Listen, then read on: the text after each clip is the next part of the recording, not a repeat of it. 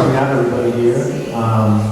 As I typically do, since this is the first of our forums this year, I give a bit of an introduction to the PAC, the format, especially for the new candidates, so that they're aware of how we run these forums.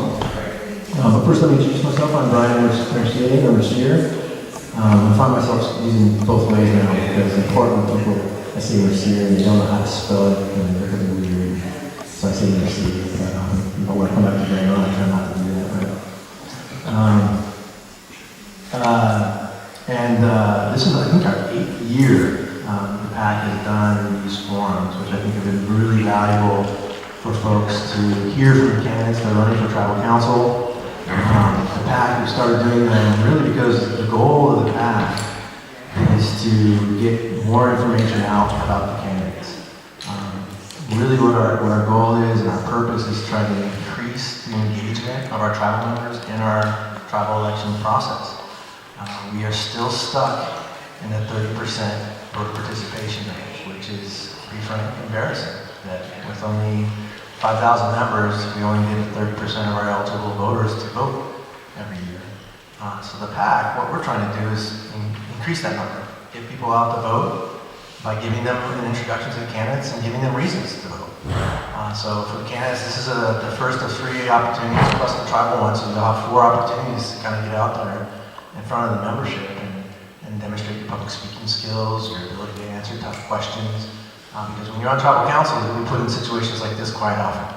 And Tonya, I know your second time, I'm sure when you first start as a new candidate, it's quite shocking how often you're asked to speak with governors and county commissioners and in meetings and whatnot. And so this is a good trial run for many of the candidates to demonstrate that they have those skills to be an effective tribal council member. The PAC, so what we are is we're a nonprofit entity. We raise money through donations from members to put these things on. This costs money. We have to rent the gym every day. We pay for the food. And then we also, at the end of this, we select 3 candidates that receive all the money we raise in a given year. Because it's also very expensive, as you all know, to run for tribal council. Single mailings that every member is in the $1,500, $1,700 range, which can be cost prohibitive for qualified candidates. So part of what we do is we try to pool the money together to help those folks that demonstrate really high quality and a good candidacy, help them get their mailing out. So essentially what we do is every year is we raise a few $1,000s. We take the money that it requires to pay for this, and then the rest goes to these 3 candidates that are selected to help pay for their mailing. And that's essentially what we do. And the purpose is to get people to vote more and get people out and inform our membership. So typically we kick these off within a location. Wing Soderbergh usually does the Grand Ronde. He's not here today. He's coming. He was supposed to have been there. I talked to him. Yeah. Oh, is he? Okay. Yeah, he was headed up. Well, maybe I can just delay here with jokes or whatnot for the 5 minutes. No, but I do have some more background, so I'll continue. Maybe we can walk in and I'll put them on the spot. But for the candidates here, so by being here, you all are agreeing to being recorded. We do record this and we post it on the internet for members that don't live in Grand Ronde, Portland, or Eugene to view you. So you're getting consent by being here, being recorded and posted on the internet. We try to keep this as objective and fair as possible. So I moderate the forum, and I try to hold you all to some equitable time speaking opportunities, right? So that folks don't dominate too much. So you'll hear me, if I'm cutting you off, you'll hear me do this. It's just letting you know that to wrap up your comments. And I'm going to work very hard to make sure everybody gets the same amount of time to speak and share their points of view. Typically we ask one question from the PAC, and then we turn it over to the audience. And it's the audience opportunity to ask all of you or one of you any question you want to ask. I think these forums are really great because it creates a dialogue and an opportunity for you all to introduce yourself. So are there any questions about the format or the PAC from the candidates? I'll start with the candidates first. Yeah. So, can you give us some information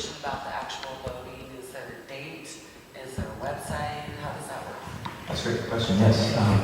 So we do have a website, endowments.org or .com. Both will take you to our website. Folks can join on the website through PayPal. So with a credit card or bank account, you can join. Everybody in Oregon at least has a $50 use or lose tax credit. So on your state taxes, the state gives you $50 to use to donate to any PAC. So it's not your money, it's state money that you get back on your taxes when you give the $50. So you can go onto PAC.org or .com and donate there. We typically vote after the Eugene meeting or the forum within a week. Because that's about the time the ballots go out, and we want folks to know, at least with the members that came together in the PAC, thought who really did a great job in these forums and was the best candidates. And again, a lot of what the PAC stands for is as an title, it's about transparency, good governance. We're really looking for candidates that are less about secrets and more about opening things up for members to see it. And Elvis is in the building, or Week is in the building. He's here, so I'll spring on him to keep walking until he comes up here. Any other questions? Did that answer your question? Any other questions from the candidates about the format? I think Angela and David, you're the only two that haven't been on one before. So good luck to you guys. Everybody else has done this before. Wink.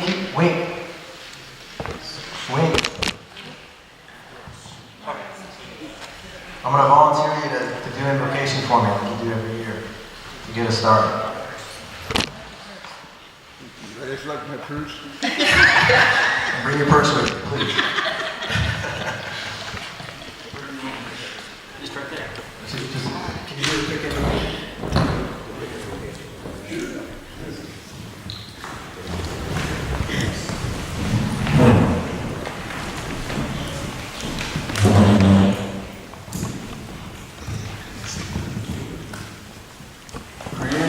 Grandfather, we thank you for bringing us all together today. All our tribal members are here for this important meeting, and we know we're going to hear a lot of good stuff coming out of it. We just ask you to take care of all our tribal members, our elders, people that got us here, especially our young people. We want them all to come home for wherever they're deployed. And watch out for the poor homeless people. A lot of them are there not because of their own fault. Just take care of us all and keep us safe. Amen. First question, and we'll turn it over to the audience. So be thinking of your questions, please, in the audience.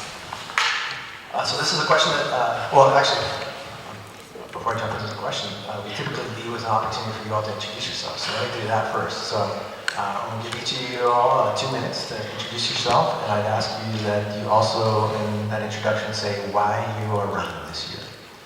Okay? So we'll just start down here, if that's all right, with Chris. Go first.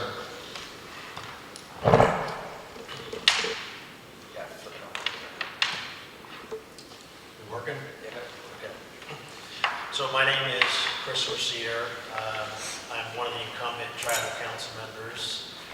I would be seeking my 5th term if I'm reelected, and as some people have pointed out, that's longer than I intended to do. I imagine it'll be my last time around if I'm lucky enough to get reelected, because I am continuing to take night classes, and I'll be about graduating by the time we would wrap up this term, presuming I would get reelected. One of the reasons I'm running is that I view things differently because of school. I am a firm believer in the rights that we have as tribal members, and I think every now and then if you whip out the Constitution and look at it, you have to ask yourself, are tribal members being given the opportunity to exercise a lot of the rights outlined in the Constitution? We can vote and we can run, but I feel like a lot of the other rights we don't really have the opportunity to exercise. One of the things that I believe in is that tribal members have a right to information. And I understand that the term transparency is a term that people get tired of, and I don't blame them. So I'll just use an alternate word, openness. But Yesterday, I pulled up my old candidate statement from 2002, the first time I ran, and it was kind of the same theme 15 years ago, and that's about openness in our tribal government. And we've made a lot of strides since then. We didn't used to video stream our tribal council meetings. We didn't used to have work sessions that you could order recordings of. If you want to know what happened at a council meeting, you either had to read the minutes or, I'm not joking, you had to get a cassette tape. You could order cassette tapes to listen to recordings. So I think we've made a lot of strides in that regard. But I don't believe that the strides are enough to my own personal satisfaction. I'd really like to blow the lid off of a lot of what's going on in our tribal government. I don't think information about what occurs in our tribal government should remain under wraps indefinitely. We did enact a statute of limitations on the confidentiality of certain items. It's 15 years. I would have personally preferred 5, but that's what most of the council wanted. Am I really at 2 minutes already? You're at 2 minutes already. Well, I'll just close by saying I'm a firm believer in tribal members' right to information, and it's funny that I used to never talk when I'm on council. Now I have to get a warning because I'm talking too much. And I'm disappointed that I've already warned the first person. Thanks, So. my name's David Lewis, and I'm a descendant of the Mercier and Hudson tribe, Hudson families that came from Santiam, Tekelma, and Chinook tribes, also Malong tribes too. So I've done quite a bit of work on our tribal history. I've trained pretty extensively looking at indigenous rights, indigenous sovereignty, indigenous histories, indigenous cultures worldwide. I've actually traveled to different places in the world, like New Zealand, Australia. Worked with the Hawaiians on their sovereignty rights in the 1990s, and when I worked at the tribe here for 8 years as a manager of the culture department, I helped get the museum going. I helped get the longhouse built, Mike House built, and helped sort of develop a lot of programs in culture. And so I see myself as sort of really broadly useful to the tribe. The tribe has supported my education for so long that I felt like I had to give back. And that's a sort of an ethical and moral feeling that I have, even though the tribe doesn't really necessarily ask for that. And so I gave 8 years back to the tribe, and I feel like I have more to give. I have a lot of training, a lot of experience working with Native peoples in various aspects. And in our government, I'd like to, openness is good, transparency is good. I'd like to see more. I'd like to see energized in the community. 30% vote.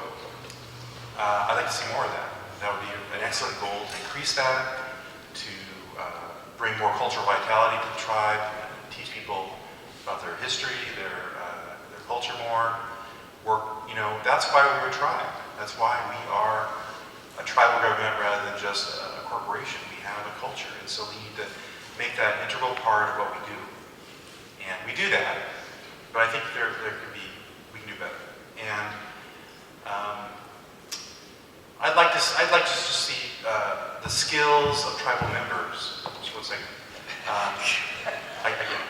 He had better been in that. So I'd like to see the skills of tribal people utilized for our government. I mean, a lot of people come to our tribe and come live here, and they have skills they've learned in the workplace, and I'd like to see that employed as advisors or as on committees as part of our government. Thank you. First, I just wanted to say thank you, Brian and the PAC, for putting these on, because I think they are a great service to the membership. My name is Michael Langley. I ran for tribal council last year, and of course I didn't win, because here I am again. But the reasons why I run are kind of the same, and let me tell you a little bit about my experience and my education. My education is in accounting, and that's also where I first started my work, and I'm still doing some accounting work for some nonprofits. And unlike David, I had to put my own way through school, because back in 1985 when I started college, we didn't really have any grant money from the tribe. So in doing so, I ended up working for a office furniture dealership, and it was a good way to pay my way through college. And then as I found out, the more I worked, I was able to further my career there and started some operations management, some project management, and even some sales. and gave me a really good background that I think is useful to the tribe. For the last 8 years, I've been working in internal audit here at the casino, and that has even been more eye-opening. I have access to the whole operations of the casino. I see Mike Colton out here. I've done some work with him before, and it's been a very interesting industry to get to know. And when I came here, I didn't know a lot about it, but in internal audit, we really have to spend a lot of time researching. We really learn everybody's job. That's part of our process that we go through. And I don't think I'm revealing any secrets when I say that the two biggest risks to our tribe is the federal monies. If we were to lose federal monies, which now President Trump is saying that he's cutting the funding for federal funding quite a bit. He wants to really slash it. So that's one of our bigger revenues, and losing that is a big risk to our tribe. For the casino, it's competition. That's our biggest risk at this casino, and we were able to put off the Cowlitz Casino for a while, but I never felt like we were really taking advantage of that time. We spent 10 years fighting that, and we're really, 5 years ago, we should have been executing our plan to make up our loss of revenues. And we really kind of didn't get into that quick enough. We're still trying to do that. We still have important property that we don't really know what our plan is. And I think that my experience and what my education and what I know from risk management are keys that our tribe needs and skills that we don't have on tribal council right now. Sometimes it's often about knowing that next question. So when you're given an answer to a question, it's the next question that gives the more of a conversation and really gets you involved. And that's what I think I bring to the table at tribal council, and that's why I'm running. Thank you. Thanks. Angela, before you start, so I'm sorry to be a real stickler about time, you guys, but I am trying to get us out of here by 12:30 so we can be at 1 o'clock. We're 3 for 3 running over, so I'm going to give more time. You didn't hear me tapping it. I did it twice. So I'm going to give a little bit more time to the last 3, just to accommodate, but in the future, please try to respect whatever time constraints are trying to put on here, because I do want to get us out of here by 12:30 so we can be over at Grand Entry by 1 o'clock. Okay. Hi, my name is Angela Shalapi. I'm probably the newest face around here, actually. I've been working at Spirit Mountain Casino for 14 years, where I've worked in the finance department, the marketing department, and human resources, as well as the IT department. I feel like my experience at Spirit Mountain Casino has given me access to our economic engine. I've got to learn it a lot better. While working at the casino, I've also volunteered for the Tribal Courts Tribal Member Review Board. I've been on that board for 11 years. I was one of the first to sign up to be a part of that tribal board. And in addition, while I've been doing that, I've been going to school full-time. I recently received a master's degree in criminal justice. I also have a psychology degree and a bachelor's in psychology. The reason I am running is because, honestly, I've never been really interested in politics before. I always felt like politics were always associated to negativity. I grew up hearing, oh, that's just politics. For everything that's negative, that was always the reasoning behind it. Well, the more I've gotten involved and the more that I've really gone out and done my research and chatted and got to know quite a few of you, actually, I learned that that's not an excuse. We really need to be able to hear everybody's opinions, not just certain families' opinions, certain people's opinions. I feel like we're a tribe. Basically, we're a tribe. And my goal, if elected, I would like to discuss hiring practices. I would like to discuss the Spirit Mountain Casino. I feel like there's a lot that needs to be done with that building, not just make it pretty, but the structure needs to be taken care of. I also feel like our membership really needs a voice, and I want to be that voice. I want to make sure that everybody is heard and knows that they're welcome to come to anyone on this board and talk to any council member and know that they're going to be treated with respect and listened to and heard. and I'm going to keep it short, so thank you. Hello, my name is Mark Mercier. I did serve previously on the tribal council from 1984 through 1999. And during that time, I played a role in seeing the tribe get the timberland it now has, and in the establishment and the construction of the casino. But for now, I am here because there are three issues, and speaking with the tribal members about is economic development. It is a good subject because in my mind, because right now, other than the timber industry and the tribe and the casino, there are the other employment opportunities are virtually none out there. And I would just like to see some more economic ventures. I really don't know what would work. Would it be a light industry, telecommunications, recreation? I think there is some potential for those out there. We just need to start seriously looking at that. Another issue that people have told me about is enrollment, and I've told them the same thing I'm going to tell you now. I really don't know what I could do, but I would be willing to at least take a look at it. And other issue I wish to cover is health.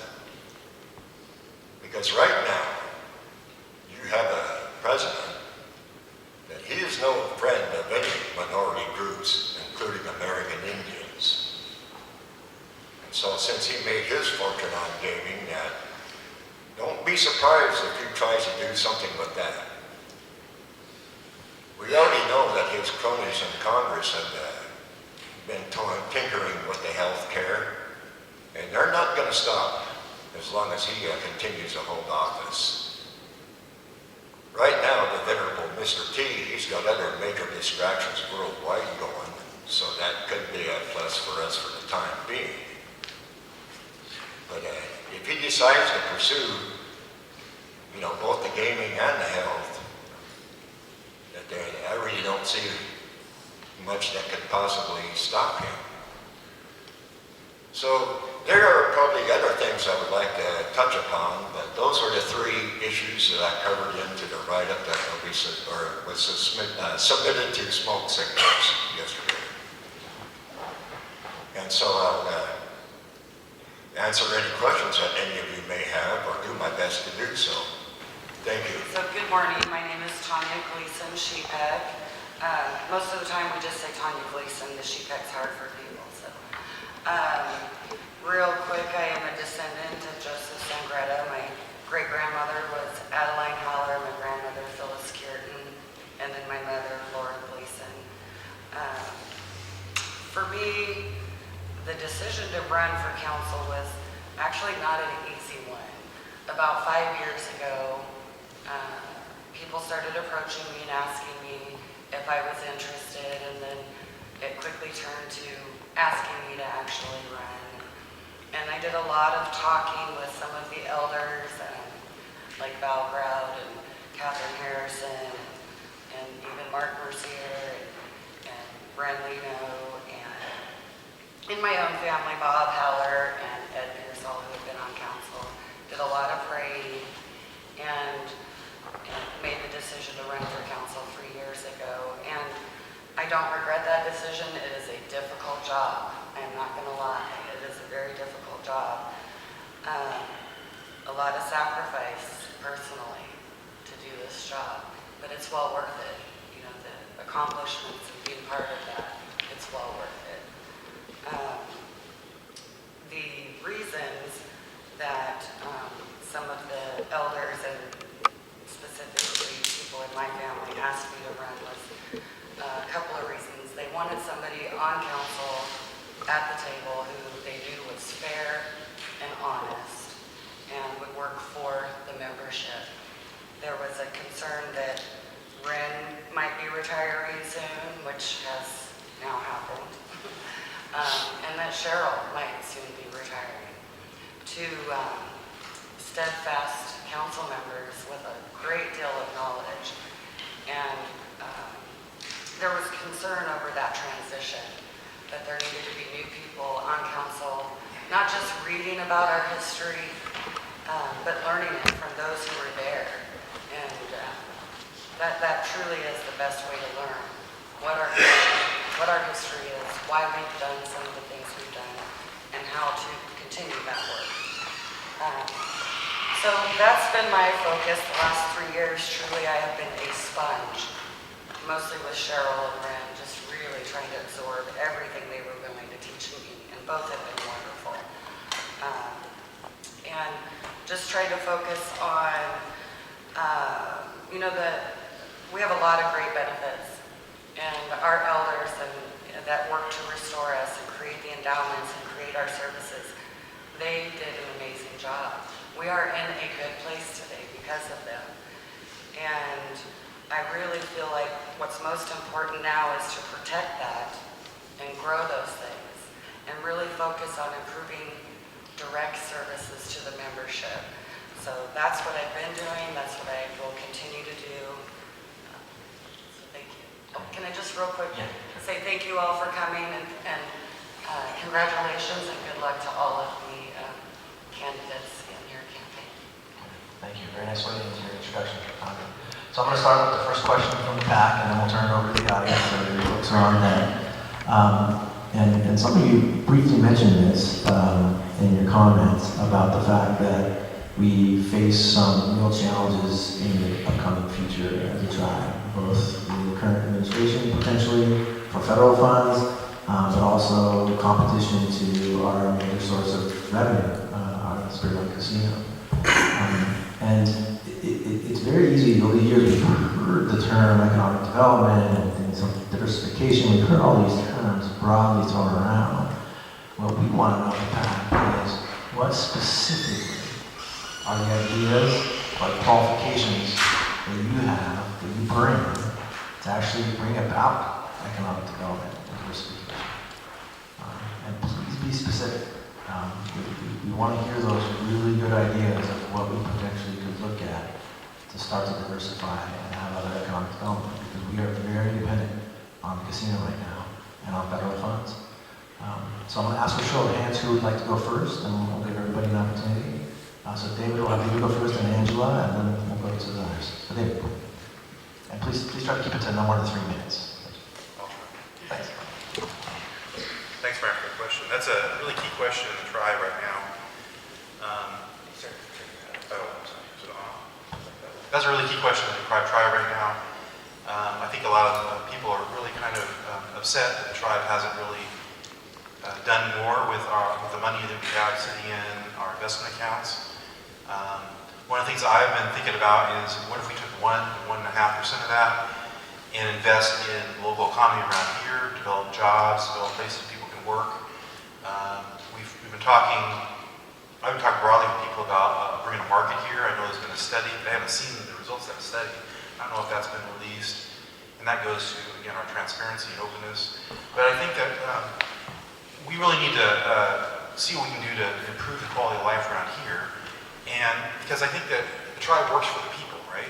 And so if people have less opportunity in this area, we're not developing in this area like perhaps we should be, then everybody kind of has to basically live with what we have. And so everybody drives 40 minutes away to go get groceries and comes back.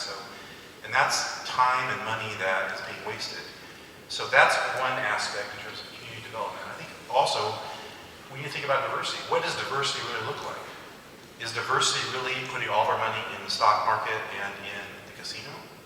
I mean, I don't think that's diversity. I think that's setting ourselves up for perhaps a loss of money in our casino, a loss of money in our stock market at a time when our president looks like he may be sinking our economy. You know, that's a double whammy to me. So I think that we need to look at doing what the syndicates have done. You know, they went out there, they bought, the Hard Rock cafes, and they expanding that, and so there's been a lot, not syndicates, I'm sorry, Seminoles. So they bought the Hard Rock Cafe, and they expanded it, and they're expanding it great. They actually bought one of the buildings, and they're putting that into a Hard Rock Cafe. But we can do that in Oregon. We know a lot about Oregon businesses. why don't we look into local working businesses that are really sparkling, that look like they're making a good amount of money, and buy those or invest in those and make money off that. I mean, I don't understand, I still don't understand why we went through years of having an economic development coordinator and very little got done. I don't understand that at all. Thank you, Dan. Angela. Economic development is definitely an issue, and it's been talked about over and over and over. I've had plenty of time to think about it, and I would like to know, what is the tribe doing with the Kaiser Station? We have been getting that property quite some time ago, and I really haven't heard of any development plans. I honestly would like to see a gas station there. There's not a gas station off of the highway, the freeway rather, I-5, for at least 2 miles. If we develop a gas station there, then that would be the first exit into Salem coming from North Portland area. I also want to address the turnover at Spearmount Casino. The turnover is extremely high, and the reason for that, when I was in HR, the main reason was because people didn't want to drive out here. This was too far for them to drive from their property to come out here to work. I would like to see our tribe build some more housing opportunities, maybe some apartments, and offer it to both tribal and non-tribal at market rate. And what qualifies me to say that is because I do have rental properties, and it gives people a place to live, and I think that it would also reduce the turnover at Spirit Mountain Casino. And like David said, I also agree. I think a grocery store would be fabulous out here. I'm living out here temporarily, and the groceries out here are quite expensive. You have to drive to McMinnville or Dallas to get reasonably priced food. So I'd like to see a little market out here as well. On Facebook, I've heard lots of suggestions, and one of them was a winery. I don't know what that would entail or the costs are, but I thought that sounded like a great idea. And then I've also heard about hemp, making bags and stuff out of hemp. I also thought that was a wonderful idea. But there's a lot that can be done. And I also think that we shouldn't limit our revenue building to the local area. I think that we need to spread out. Nobody says that we can't operate a grocery store in Salem or in Dallas. Nothing says that we have to keep our businesses here locally. Thank you. Anybody would like to go next? Mark, would you like to go next? Well, I just want to say one thing, regarding economic development, that if the tribe would just start working with the other local governments a little more, ask them about what their plans are, and take a look at the zoning issues within the land, not only here in Grand Ronde, but other places too. But set up some kind of a template that we can at least implement and follow the plan. What would we like to see 5 years from now, 10, 15? Set up some kind of a long-term strategy too. And for housing, you have to at least look at other issues like, the available infrastructure, the utilities, water and sewer, what have you, and what impacts it's going to have on the schools as well, if you're going to move people in here. So there's a pretty broad picture that you want to be taking a look at when you're discussing matters of this nature. Thanks, Mark. Tom, did you want to go next, or Chris? Let's go Tom and then Chris. Quick. Yeah, let me go before Chris. So, okay, the question was diversification and economic development. Specific. Okay. So for me, I see economic development, first definition would be economic growth, and then protecting our assets now. Both of those are very important. I think number one, council could do a better job of communicating with the membership what we are currently doing. I think that would help ease some of the minds and some people that think that we aren't doing anything, because we actually do have quite a few investments. Number one for me, a little bit different than Angela's, I would like to focus on local job creation for economic development. I think that would build a community and it would provide livable wages. Those are very important. And I think maybe some smaller investments in the community would be where I would focus, although I'm not opposed to looking outside of the area. Number two would be partnering with Oregon tribes. I think everybody's aware that we are looking at partnering with the Oregon tribes for a possible all-tribes casino. I think that would be great. There's also, other tribes that we are in early conversations with, partnering with them for economic development, which I think could be great for our tribe, not only in economic development, but building relationships with the Oregon tribes and helping some of the Oregon tribes that aren't as fortunate as we are. So those are a couple of things that we're working on. And then just real quickly to mention, I think it might have been Michael that said maybe he was disappointed that we haven't done more in the last 10 years. And I think it's been more like 18 years. And I think it's easy to forget that, during that 18 years, we built our endowments to, we're almost $1 billion. I think we're close to $800 million. So that's huge that we've done that. And I think that with compounding interest, it's like 8% interest that we earn on that. That's incredible. And something that we've done in the last couple of years is within that portfolio, we have taken approximately $20 million and they are invested in what's called the Baird Fund 4 and the Baird Global Fund. So those are a little bit higher risk. They go out and do basically what our economic development director should have been doing when he was here. But they go out and they look at these smaller, early companies, mostly focused on technology and medical, and they invest in those companies. But not just one company. You don't put all your eggs in one basket. They spread it out. Both of those funds, I think, can go up to 15 or so different companies that they invest in.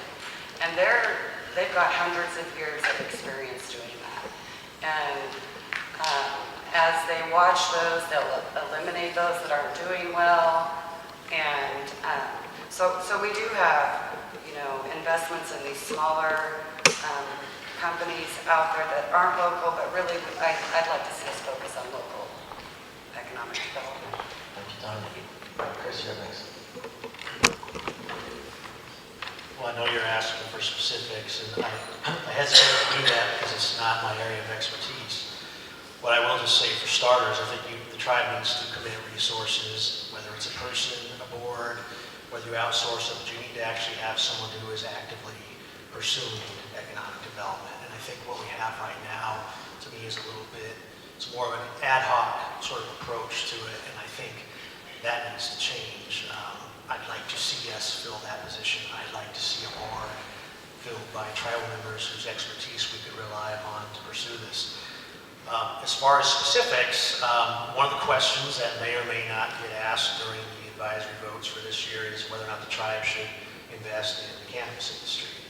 And I think that's something the tribe needs to contemplate. It's not something that's legal in each and every state. I know there are going to be people that may have moral objections to it, but I would just remind people that at one point, folks had moral objections to the tribe getting into gambling. At one point, people had moral objections to the tribes getting into alcohol. Whatever approach you take, you need to be open-minded about it. And I also think you need to be patient. I worry sometimes that people expect the tribe to invest in businesses where the return is going to be immediate. Sometimes it takes several years before you start to see a noticeable return on investment. So it's going to require not just patience on the side of council, it's going to require patience by the membership. And lastly, I would add that this has been a discussion at council, and in the aftermath of microgreen, it was pitched by a lot of members. Is there some sort of threshold at which point the members need to be consulted? Because I don't think anyone's interested in seeing the tribe, without consulting membership, invest in some $50 million business that ends up going under. So there are other facets to this question other than which industries to invest in specifically, but that's kind of where I'm at. Thank you, Chris. And then Michael.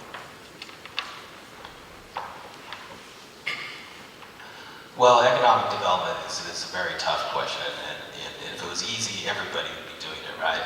And so I agree with Chris, we need to have somebody dedicated to that mission. But it just can't be anybody. And as much as I'm all for pushing tribal members into things, but we need to make sure, in economic development, especially what we're kind of looking at, we're looking for somebody more with an entrepreneurial spirit, somebody that's going to really not just present something, but believes in it and is going to make it work.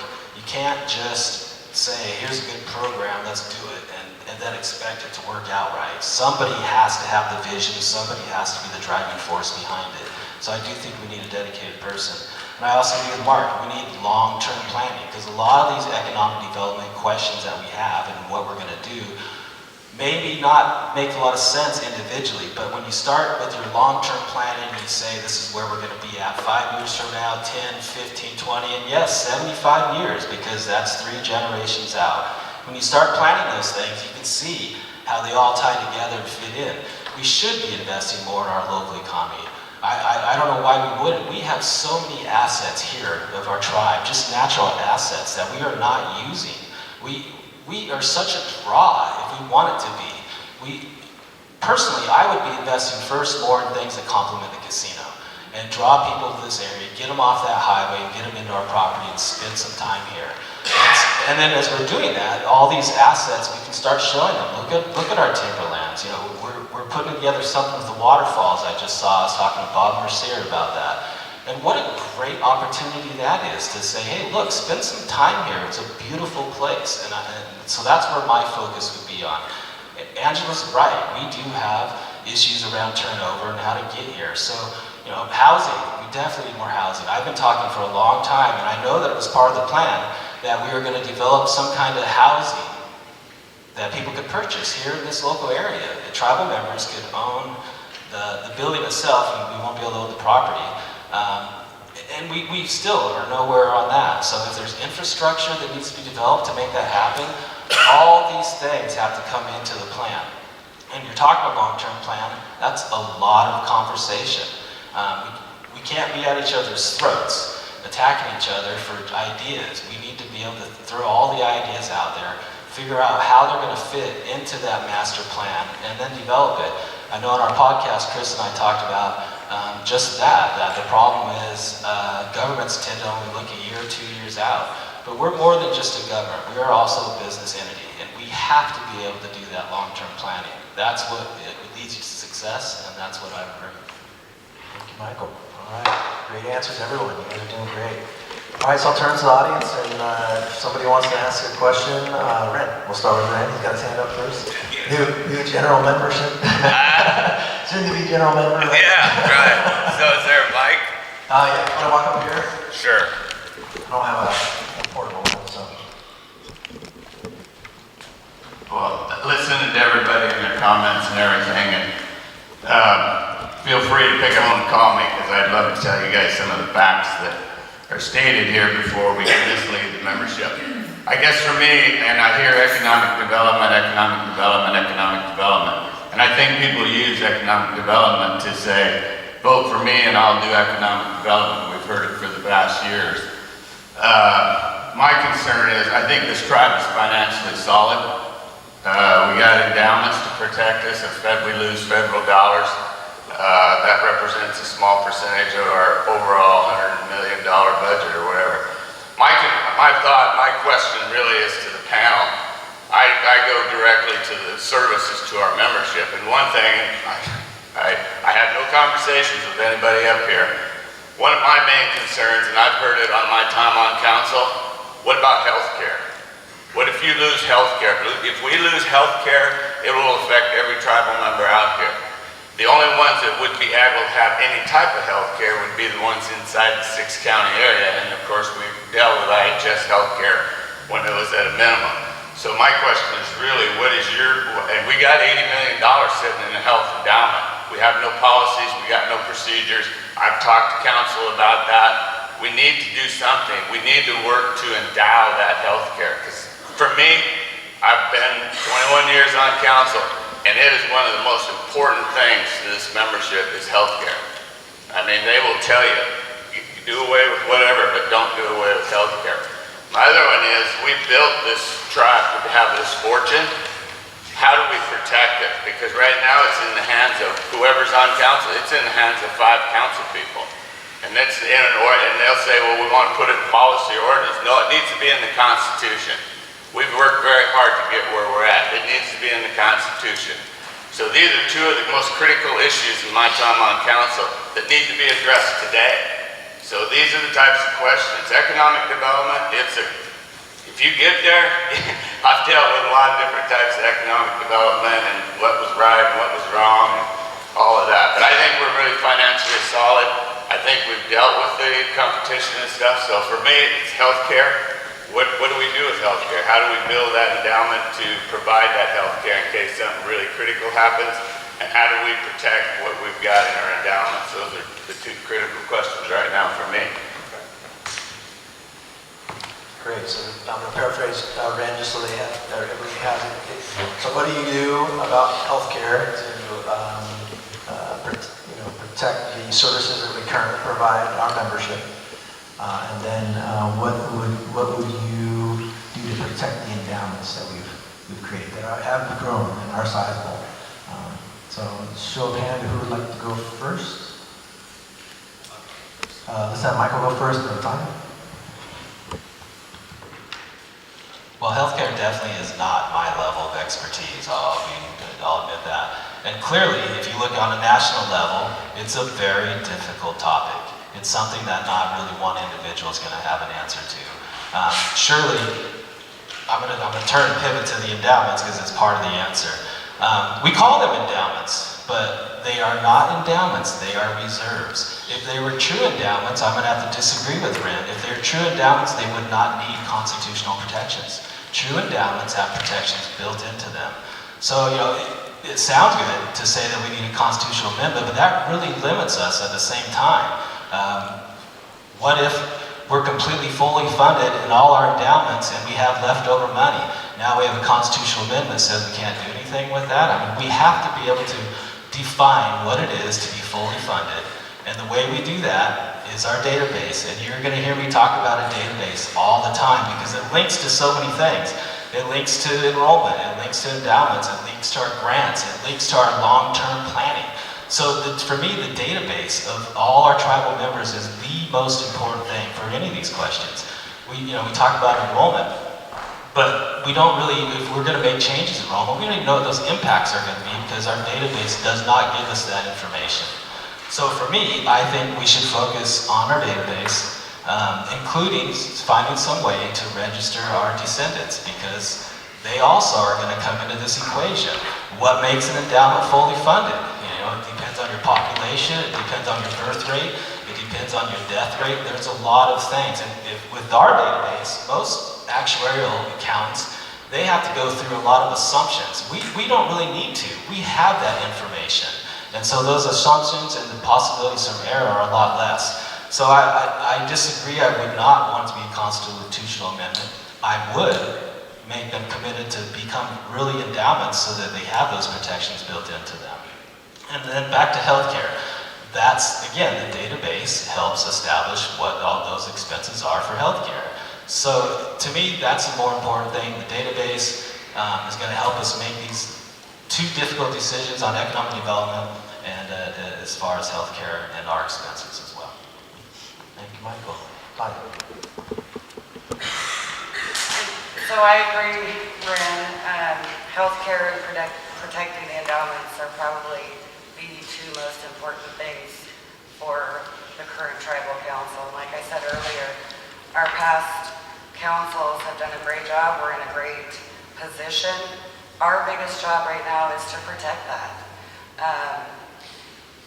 What's been most frustrating to me on council and most disappointing and where I see council needing the most improvement is consistency. Council is very inconsistent. We start projects, we stop projects. Sometimes several times a day. We direct our executive team and then we change that direction or we pause that direction. And we spend a lot of time doing what I call busy work, like Ren talked about. We've been having meetings for months and months and months on economic development. We've taken the tiniest baby step. And I think it's because our focus, we don't have a focus. It's just all over the place with all these small priority things. We need to, as a council, I think right after every election, sit down, identify what are our goals and what are our priorities, and actually commit to those and put the time in for those that's needed to move those things forward. This protecting our endowments was brought up a year before I got on council, and we're still not very far down that road because other things come up, and that's a very frustrating part for me. We do it, even with our executive team, and those are the only people we directly supervise, but we do a very poor job of supervising them and evaluating them. It's very subjective, and our direction is just chaos. There's no consistency with a true commitment to what our goals are. Even if we just identify our top 3 goals for the year and stick with those, that would be a huge improvement, in my opinion. Thank you, Tonya. We'll go to David next, and then Angela. Okay, so David and Angela. So, I was working at the Tribe in 2008 when we saw that economic downturn. And at that point, we lost millions of dollars, and everybody's upset, and it took a while for us to secure that money. And then we all realized, because everybody was talking about it in the Tribe, that our endowments are not secure. That they're not true endowments, just like you said. They're not true endowments. They're not secure because they're vulnerable to the market. And as long as they're vulnerable to the market, they're not secure. And so I'm going to pivot then back to economic development, because that's really what this is all about. Do we really have security in our the money that's coming to the Tribe? Do we really have that? I mean, why is it vulnerable? What is the vulnerability? I mean, everybody should be questioning this. We're vulnerable because I believe we only have a couple streams of definite income. We have the casino, and we have money coming down perhaps from our stock market investments.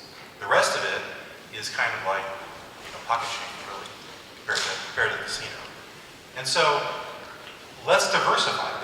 That to me, if we had multiple different markets we were accessing, we would be less vulnerable to all the market changes, to changes in federal policy, which is, when you talk about healthcare, that's what it's all about. It's about money. We'd be less vulnerable to changes in that policy. The other aspect is bring in experts. I'm not an expert in healthcare.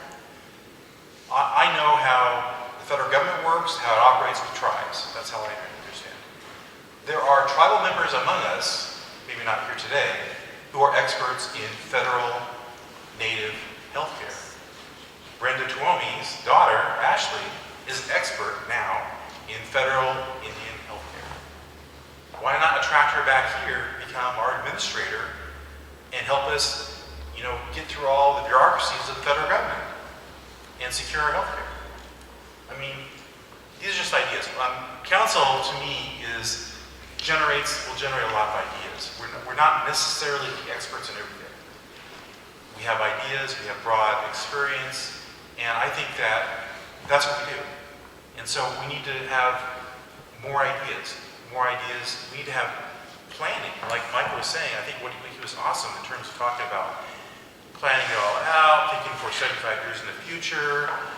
Bring all of the experts in the tribe and even some people outside the tribe together in a committee like Ann Lewis has brought up in the past to talk about economic development, talk about how we secure our future, and make that a part of what we do as a tribe, so that our councils are not necessarily, any one council is not necessarily going to sink our fortune, our future.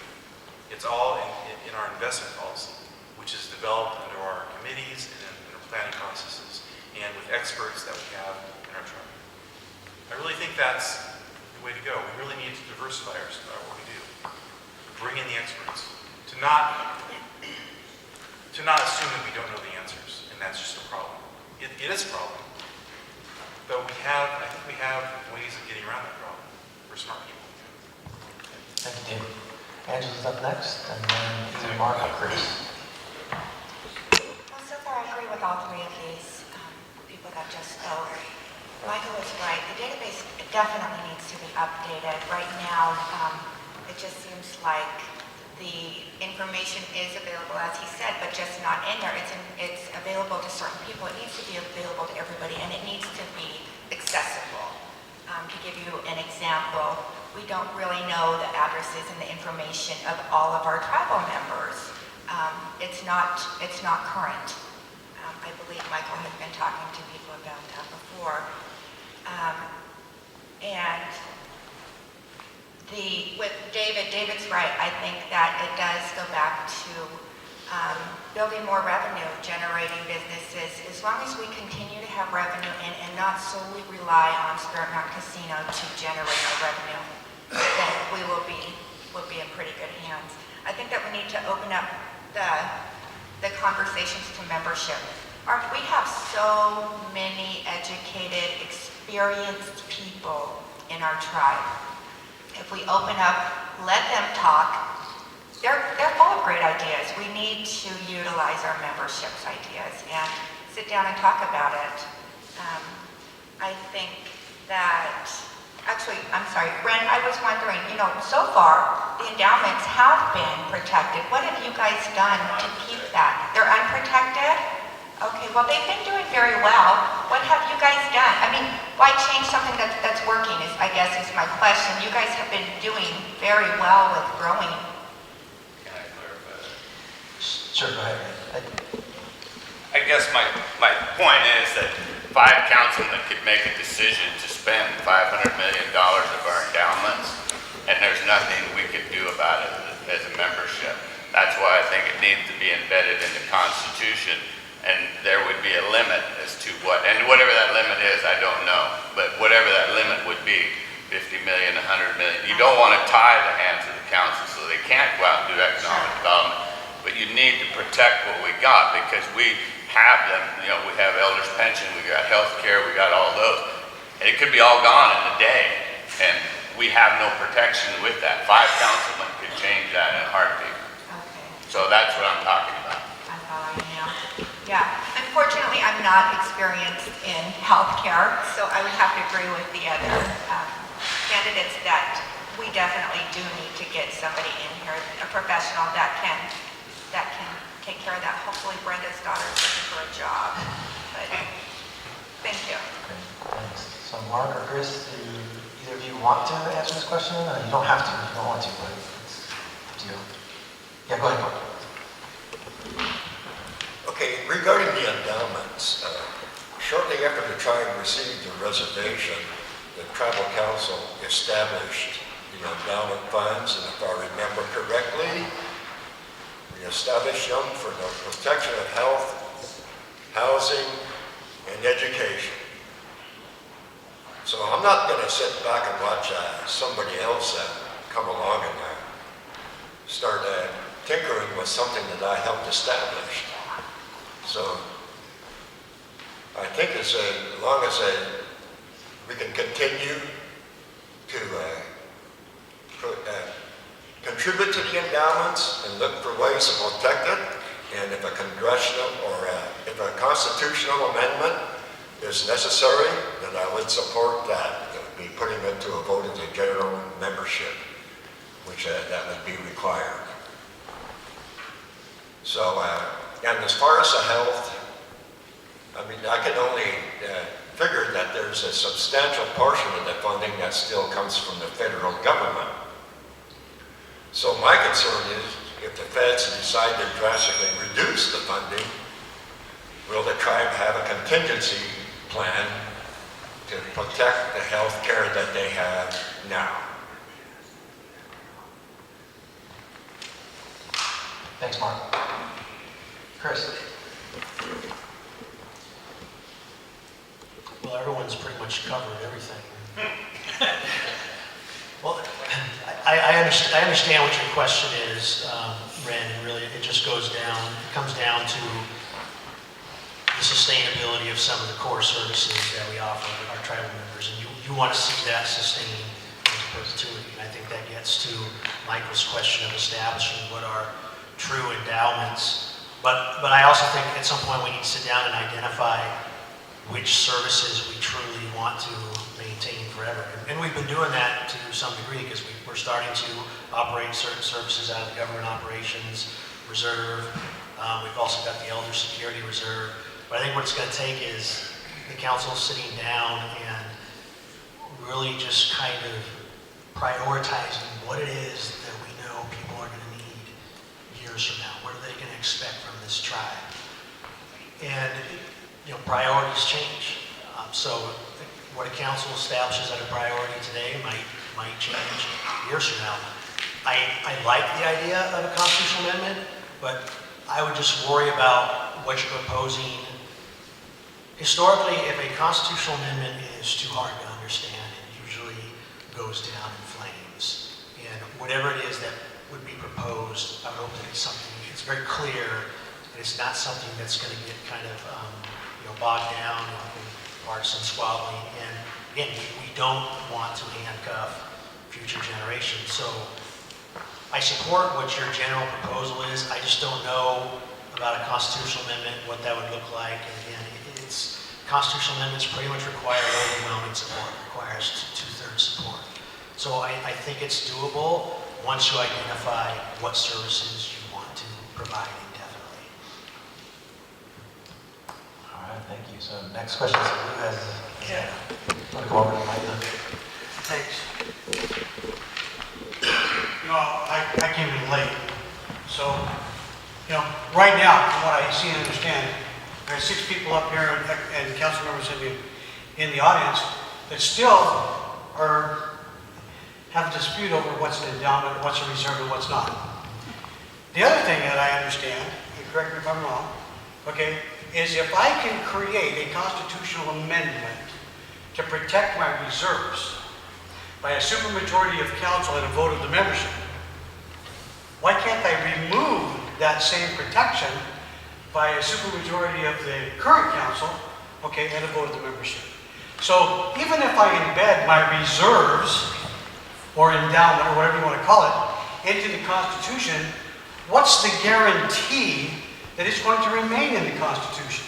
And if the Supreme Court or the Appellate Court has the right through their process of interpreting the law, what's to say that the Appellate Court or our Supreme Court or however we want to be able to manage that law, okay, is not going to find that we are constitutionally incorrect in what we want to be able to do. So the reality, the question that I have is, one, when is council going to get on board with definitions that are going to allow us to be able to interpret and study what we want to be able to accomplish? What's an endowment? What's a reserve? How do we handle the reserves? What can we do to the reserves? What's the corpus and how do we handle that? Okay, what can I remove?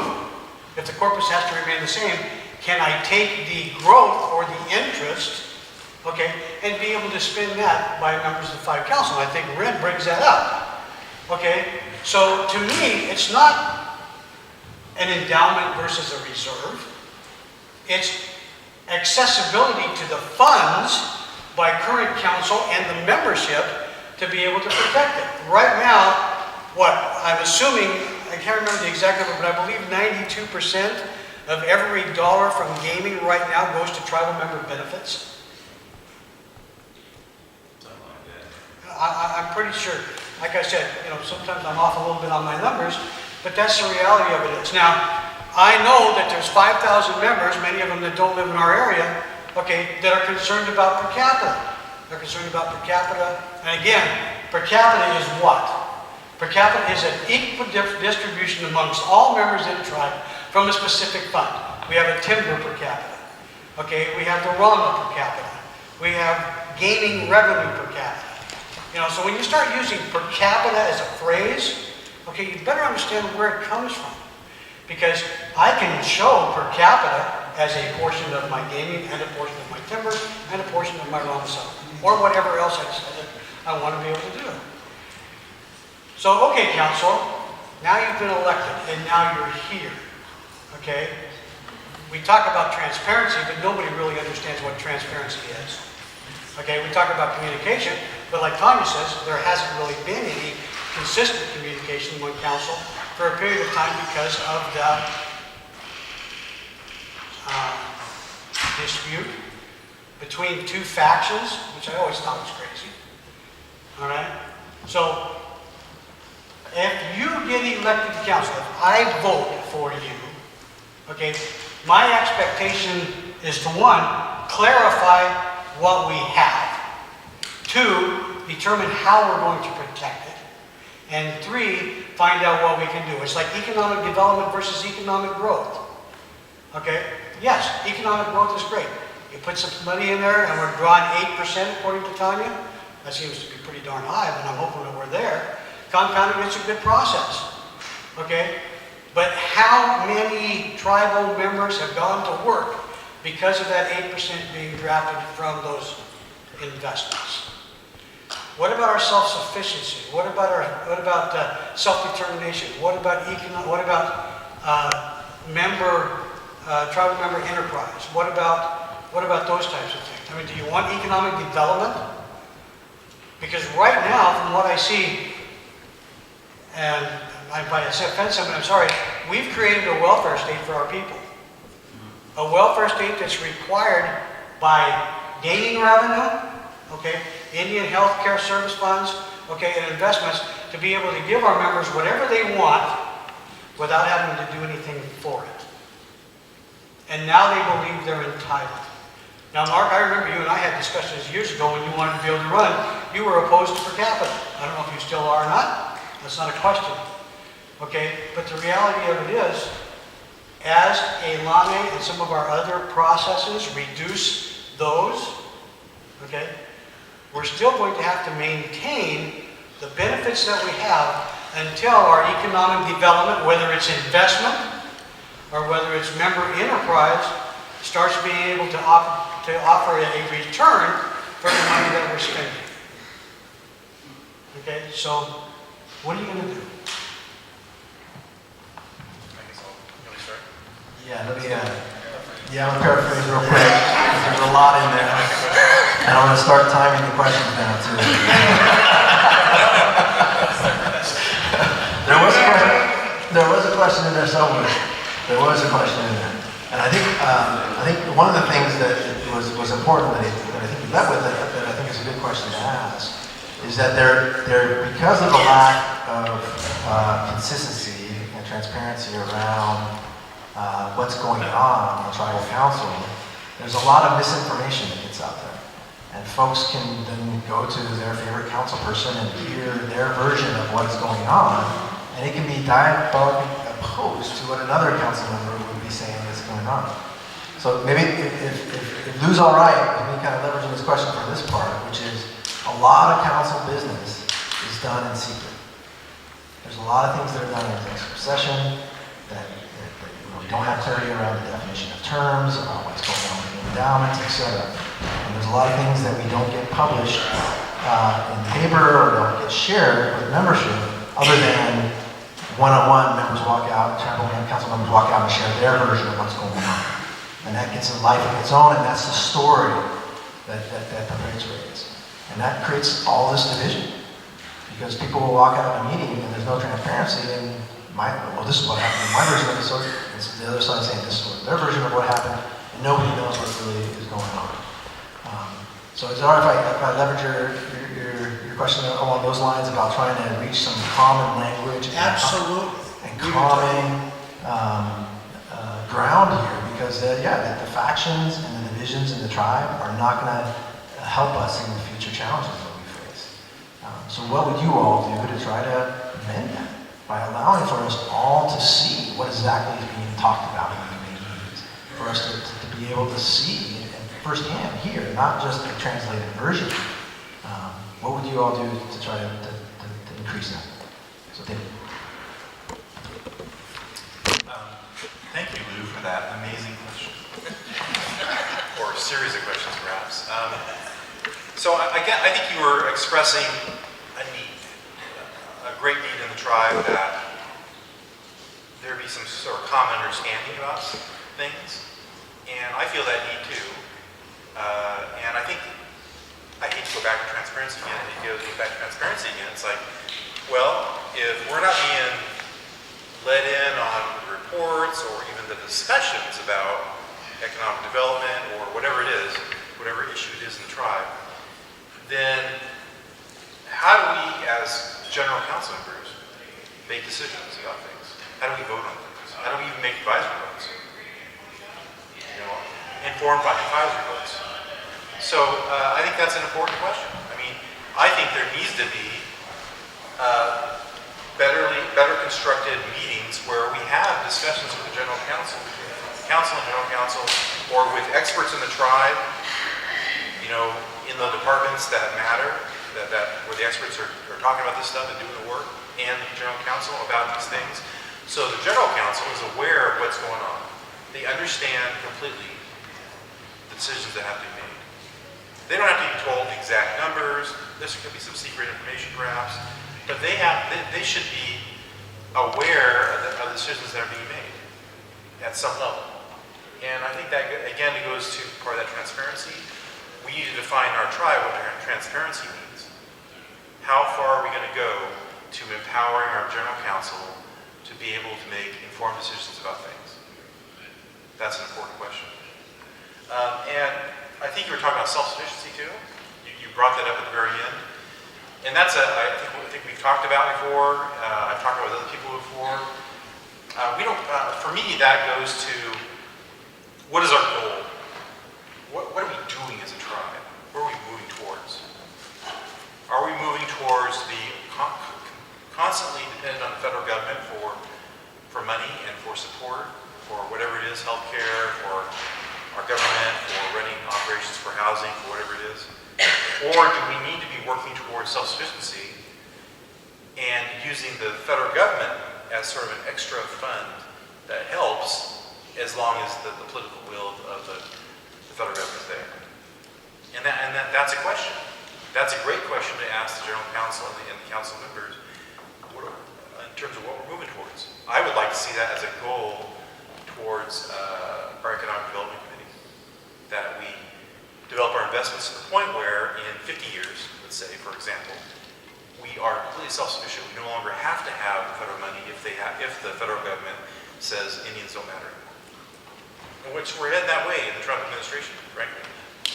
I mean, this could be as early as next year. Thank you, David. Who would like to go next? Go ahead, Tonya. Still trying to write down your questions. I don't know what the hell my question is. That's a mouthful.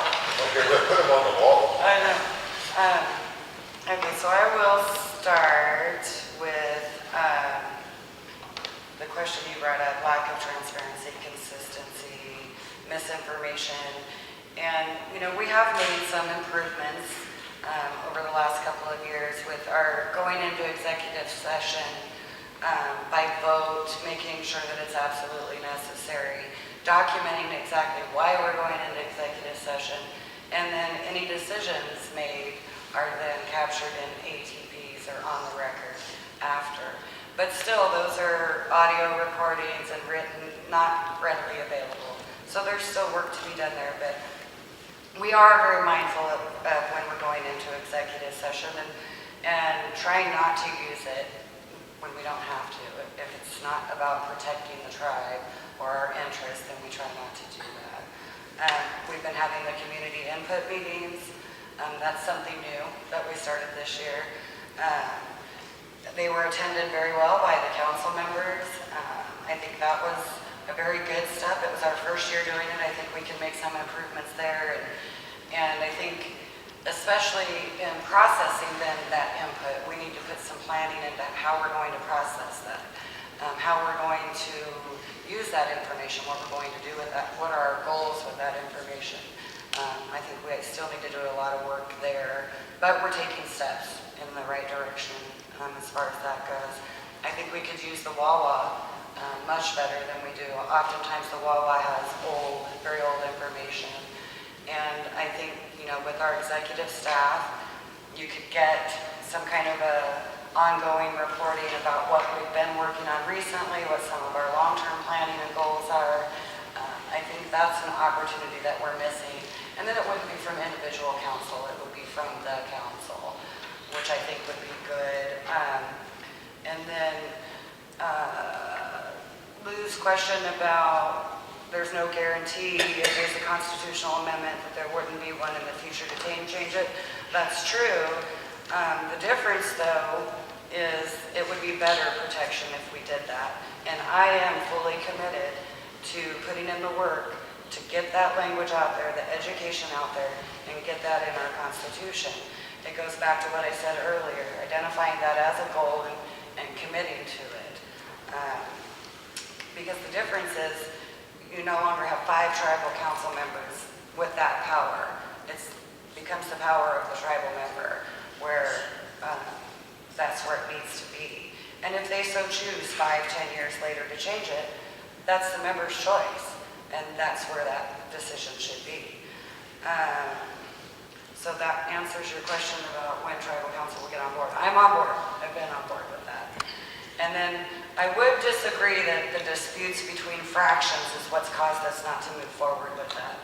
I don't believe that's what caused us not to move forward, in that I believe it goes back to us getting caught up in busy work. I think, you know, tribal council's job is a legislative body, identify goals, priorities, philosophies, and we do not manage or direct programs or departments. And oftentimes I find we get down in there doing that. And those are low priority. We have experts to do that. Is that my task? I'm not done. That was a long question. We should have longer time. And then I would love to visit with you about your comment about us creating a welfare state for our members, because I wholeheartedly disagree with that. And I want to continue to see us helping our tribal members, giving them a hand up. Yeah, Mark next. Okay, first of all, I haven't been really on the tribal council for about almost 20 years now. So a lot of the problems that you may see as problems, you know, I cannot say that I would agree with all of the issues you brought up, and some I do, some I don't. But let me rephrase about economic development. It's what I am trying or want to see the council do, and the tribe as a whole, is to provide more economic or not more employment opportunities. Put the people to work that you are saying that are on welfare. And when I'm talking about what kind of work is there, I don't know, do we need to establish enterprises that make zillions of dollars like a casino now? Or do you want something that's self-sustaining that will still allow people to bring a paycheck home every 2 weeks? So that's when you hear me saying economic development, that's exactly what I'm talking about. And so if we at least just start with one little enterprise or business, no matter what you call it, a step at a time to put more and more people to work that are not working now. And the rest of the issues that you have brought up, if we just do that, at least that's a good step in coming up with some kind of a solution. And that's about the best answer I can provide to you, and for, you know, given the amount of time we are allowed to respond with.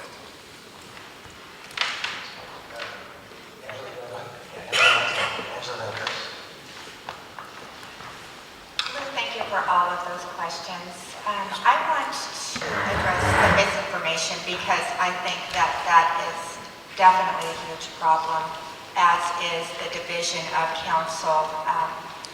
Like I said, when we first started, I've really never been into politics, and so I wasn't aware of how divided council has been over the years. And I can tell you that I am an independent person, and if elected, I will not be persuaded one way or another to make these decisions based on who's deciding what. I think that it's important that council does define these terms, because I'm new to a lot of these terms, as is a lot of our membership. A lot of members don't understand what an endowment is. So I think that term dictionary or something would definitely benefit all of our membership. I think it's important to agree to disagree, be able to put everything out there, talk about all of the goals for the tribe and the ideas that people have on how this tribe should move forward, what kind of businesses should we create, and everybody can decide together. But again, like I said earlier, I think membership really does need to have a voice. I like that we have the open forums. I think that we should have more open forums. We went to Eugene and Portland and let the communities come in and speak their mind. Let us know, what is your concern? What are you concerned with? Let council address those concerns and answer any questions you have at that time. I also want to give the same opportunity to people that are not in the local area. We have a lot of tribal members that cannot get out here to Grand Ronde or Portland or Eugene. I think for them it would be nice to utilize some technology, maybe create a website or add a link on our website, a Q&A, allow them to ask questions of tribal council and allow tribal council to address those questions. Thank you. Yeah, Chris. So I'll be honest with you, I lost track of all the different questions you asked when you were up there, so I'm just going to address two that stood out to me. One of them was the issue of division, and I just want to point out that if you were to review a lot of the resolutions that council votes on, and if you were to review a lot of the committee sheets, ATPs, records of decisions, I think you'll find that, I would even go so far as to say most of the time, the council is that divided. There's quite a few issues that most, if not all, of council support. There's just certain hot button issues that the council is divided on. Enrollment's one of them. I probably don't need to elaborate on that. The degree of transparency and communication is another one. Regarding transparency and communication, I'll say this. The degree to which tribal council members communicate is very specifically on each of them individually. If you read like our newsletter, not all council members submit articles to it. It's not a requirement. I question whether or not it should be, because I don't really think it's hard to come up with 600 words a month to explain to membership about what you're doing. And, you know, Bonnie Bear is using the crowd, and so I'll credit him with this idea, and I don't think it's a bad one, but council members should report more often on what they're doing at general council meetings. They should just spend maybe 5 to 10 minutes talking about what they've done in the last month. If you look at some of the other council bodies in other tribes, like, that's what they do. So I think a lot of it is just making it a requirement that council members report about what they're doing. And I'll just say that transparency and communication get mentioned hand in hand, but they're not necessarily the same thing. Transparency is the ability to open a book and read it. Communication is the ability to tell people what's in that book. I think with transparency, one of the problems that I see is far too often executive session is called and then there's no record of our meetings, and I don't know that everything that got discussed in executive session should have been confidential. If a meeting's held in executive session and, you know, Denise Harvey says, Chris, that shirt looks ugly on you, it's not a violation of confidentiality for her to go share that, because it's not something that would normally be confidential. So far too often, I think, council enters executive sessions or documents get labeled as confidential when they really shouldn't be. And I think that we need to change the rules. And I don't know if that's restricting the means by which tribal council members can call executive sessions during their meetings, or increasing the availability of documents that are typically labeled confidential, and including them among those lists that automatically become declassified. When I was discussing with our legal teams, because earlier this year we were talking about declassifying certain documents, and I realized that there are certain documents that the tribe has entered into a contract that those documents will remain confidential. So sometimes our hands are tied, and some of the work that we have people do for us, they won't work for us unless they're guaranteed that their work will remain confidential. So sometimes when we talk about transparency, you are getting into situations where the tribe is contractually bound to keep stuff confidential. But other than that, I think there are plenty of ways which we can do it. Personally, I think we should be recording every meeting, and even executive sessions, and after a certain amount of time, review those and allow those to be declassified. Because far too often, we'll spend hours in executive session, and the only records we have are just people's memories and people's notes. Yeah, and that's a lot, and there's a lot of consistency often from the perspectives there. So Monty has a question here. So, I'm sorry, Michael. Yeah, sorry. Yeah, real quick. I'll make it brief. Everybody's covered things pretty well anyhow. So transparency, let's go to that. I agree with everything Chris just said about transparency. Why not record everything? Most governments do. It's all portable historical records. What I don't understand is we used to have a system where all our archives are accessible to only tribal members with a password, and I don't know why that's still not the case. Everything should be on there. We have to spend $5 to get a CD to listen to a recording of a work session, and then a tribal member goes ahead and posts it on YouTube. So to me, it just seems kind of silly that we have this $5 you got to pay to get a CD for something that we should all just have access to, and it should be at our fingertips. So I'll say that about transparency. And then I really liked what Lou said about having kind of a glossary of terms. I think that is a fabulous idea. I don't think a lot of people know what a corpus is, and I think it is important to know what that is. That in an endowment, that's the part that can't be touched, and I think that's why you have endowments, is you define those things and you put them in there, and those protections are built in and they're required to follow those. And I'm pretty sure that with microgreen, it was our reserves that covered those losses. So 5, 7, all tribal council members, I'm not sure, I think there was one opposed, I don't remember, but either way, that's another way that our reserves are hurt, is through those type of decision making. And that was 5 council members under current rules, and would constitutional amendment change that? It's a lot to go into in a constitutional amendment for everybody to understand. I think it sounds really fearful to say it only takes 5 tribal council members to raid our reserves, but truly, any politician is not going to raid our reserves. There's no way they're going to want to be known as the politician that raided the reserves. Everybody that's runs for council wants to talk about transparency, and what was just brought up a few minutes ago about what I proposed in the past, and I asked the people running last year the same question. If you could say that 5 people can raid our reserves and spend $500 million, I have a way that you cure that. The start of every general council meeting, the council has to justify what they've done in the last month to the general council. They start the general council meeting out by explaining what they've done the last month and explaining to us what they've spent of our money and justifying how they've spent and why they've spent it. If they can't do that, they shouldn't be on the goddamn council.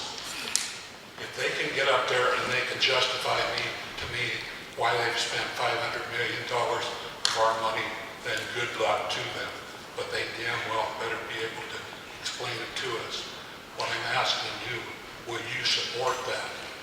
Will you support starting every general council meeting by justifying what you've done for us in the last month? What you voted on, what monies you've spent, what properties you bought, why you bought them, and what you're planning on doing with them.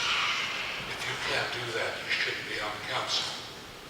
One other thing I'd like to ask if you would support, and that's having general council meetings year-round. We're left in the dark for 3 months out of the year. There's absolutely no reason for that. I would ask you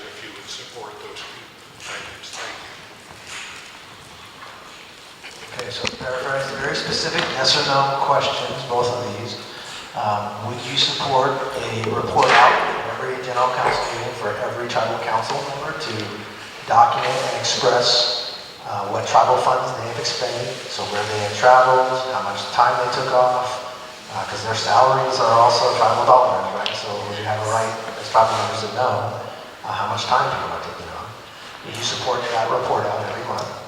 And then the second part is, would you support having year-round general council meetings, meaning the 3 months we take off in summer, we would continue to have general council meetings. You're welcome to add some dialogue to that, but please try to be yes or no on those two specific questions. Angela. To answer the question report on, on spent funds, absolutely, absolutely. The tribe's money is the tribes, it's not the councils. So absolutely, I think membership has every right to know where every dollar is spent. So yes, thank you for asking that. And regarding year-round general council meetings, absolutely. The tribe needs to be informed at all times, regardless if it's summer. I definitely agree with that, and I would 100% support that. Thanks, Angela. Who'd like to go next? I guess I will. I'll go Mark and then Mark? Mark first. Okay. I have the floor. You have the floor. Okay, first of all, as far as trips are going, I never did travel when I served on the tribal council unless I felt I could justify it. You know, I've spent many days in D.C., meeting with congressional folks about trying to get the tribe's timberland that they have now, or trying to get the casino when we were trying to get it built. Or sometimes you may go to an Indian conference. For example, there's affiliated tribes of Northwest Indians made up of tribes primarily in Oregon, Washington, and Idaho, maybe a couple in western Montana. So sometimes we would go to those conferences just to sit down and listen to people give reports about from congressional staff or what have you, or from the administrative staff, BIA, IHS, any other funding agency that tribes work with. So we always have to fill out a report in writing, and we could just do a brief write-up about that, and the smoke signals, if that's what the people want. And so, to me, I'm not going to go anywhere unless I know I can justify it in my own mind.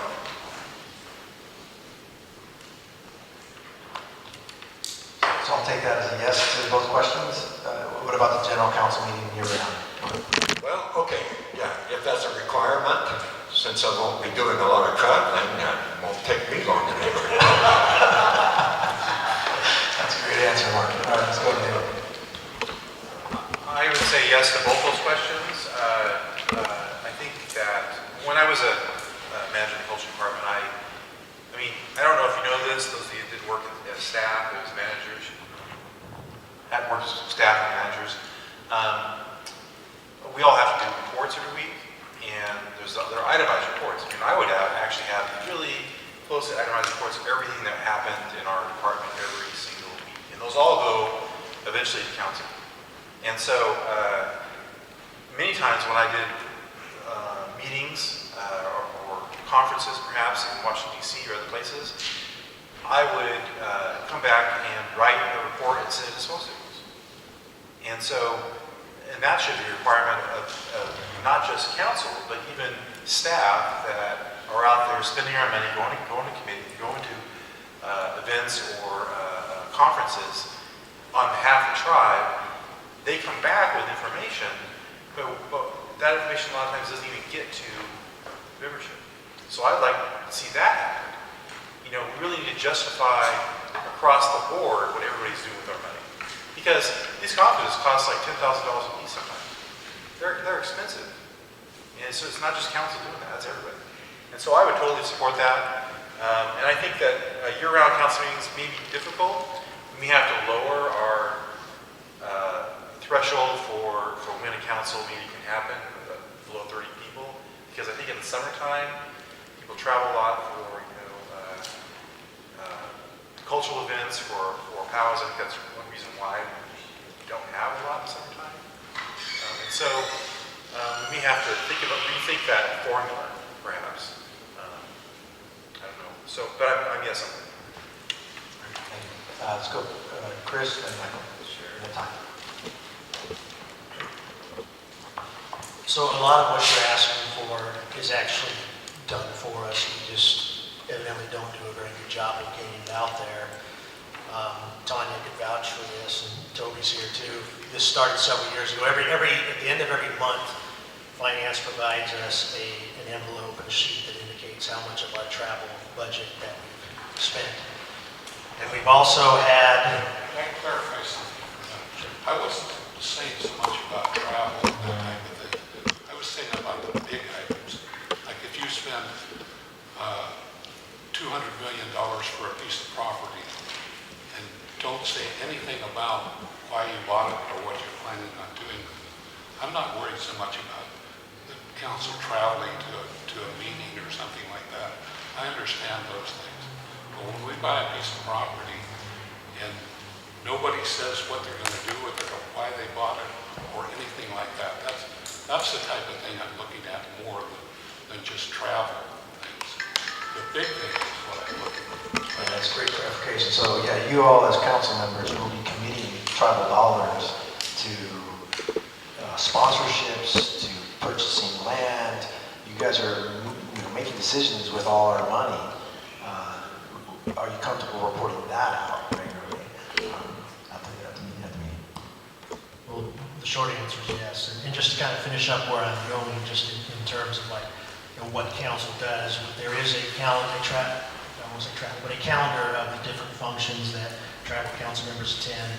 Every month we're asked to edit, to fill it in, to lay out what events we attended or what sort of organizations that we sit on, that we attend meetings and stuff. So that is already happening. It's just we're not, like I said, we're not doing a very good job of letting people know about it.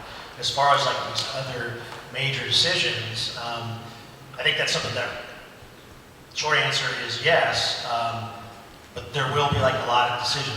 We do a lot of committee sheets month over month.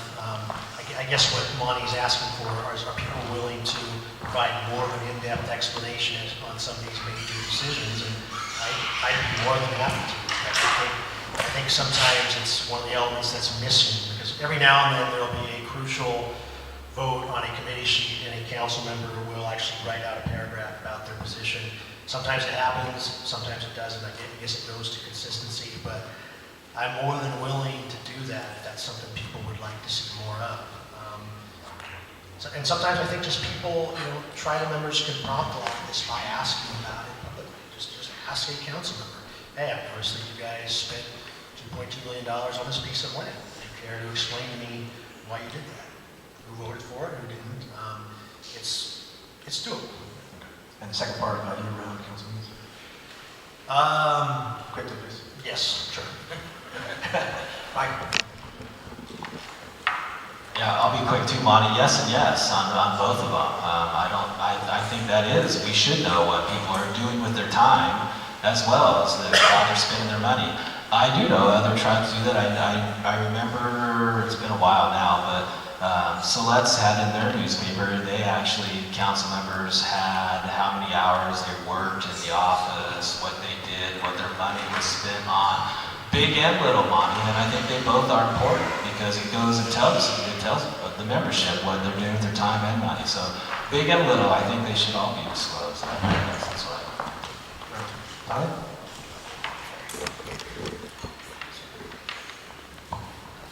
So my answer would be yes and yes to both, and I certainly could do a better job as one person communicating. I think it all goes back to communication, both of your questions.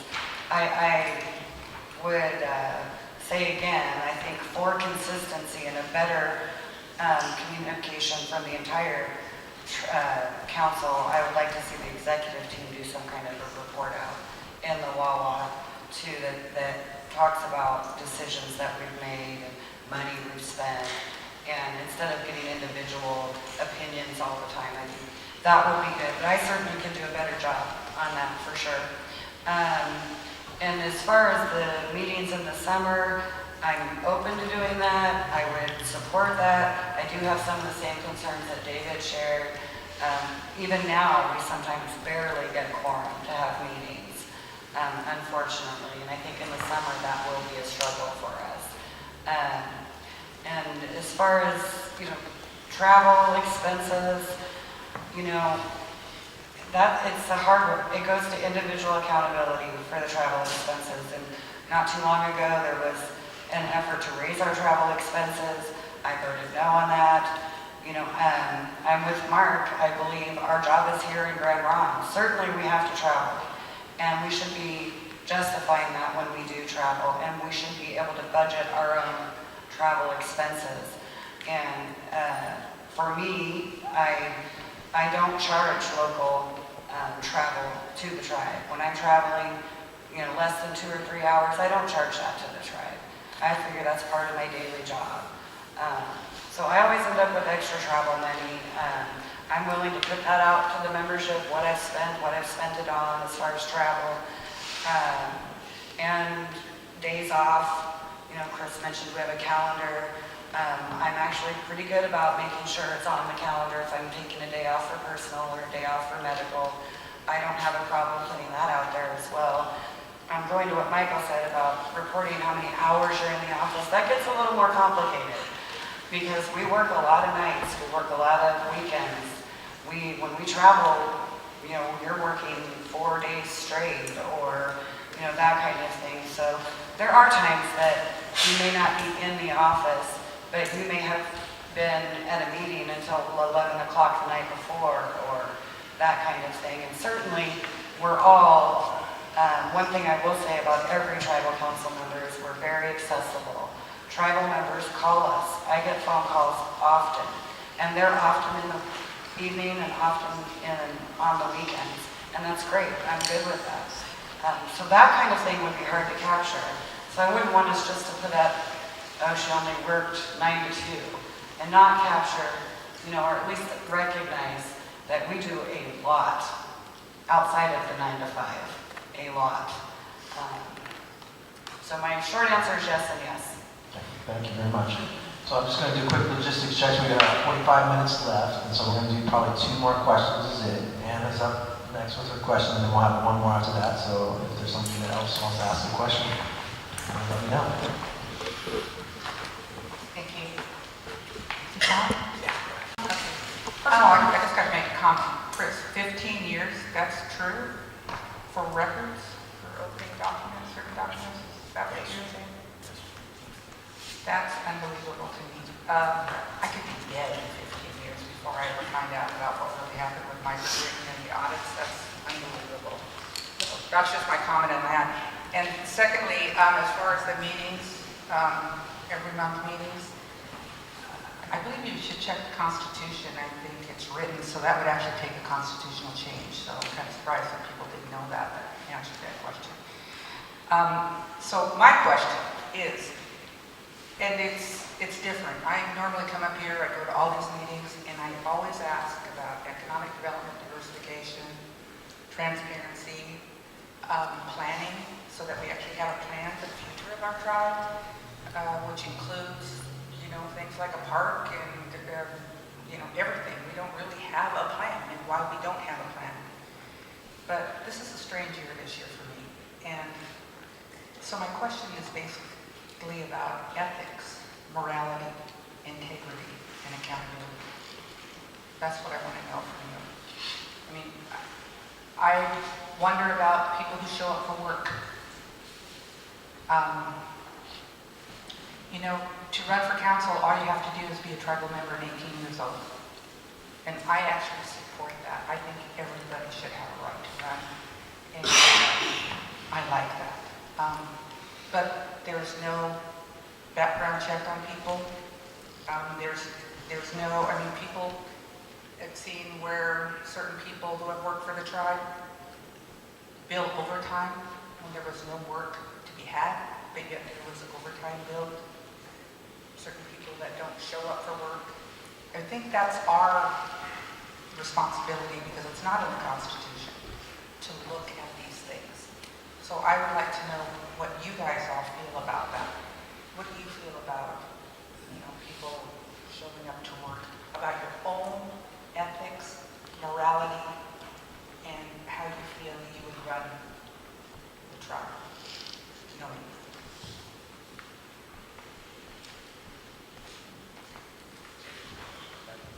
Okay, so I think the question is about ethics and work ethic and specifically as well. What standard will you hold yourself and the tribe and the employees? Many of them do report to the tribal council. I think that Tonya made a point earlier that the council is the legislative branch. Well, actually, in our system of government, they're also the executive branch too. The executive officers report to you all, and many times they don't feel empowered to make decisions, so they come to you all for validation of many of their decisions. We don't have a separation of powers. We have a combined legislative and executive branch. So it starts with you all at the top as far as the work ethic. So I think to Anne's question, maybe describe your work ethic and what standard you're going to hold yourself and the tribe to. Michael and Chris. I get to go first this time. Which is a perfect response I want to respond back to about the tracking of our time for tribal council. Because I was a project manager for a number of years, and I had to track my billable time and my non-billable time to the 6. Every 6 minutes I had to track that time. And my office wasn't always in the office. My office was on the job site. My office sometimes, where I felt I was the most productive as far as on my laptop, was at Starbucks. And so, but it's really easy to track all your time that you're spending.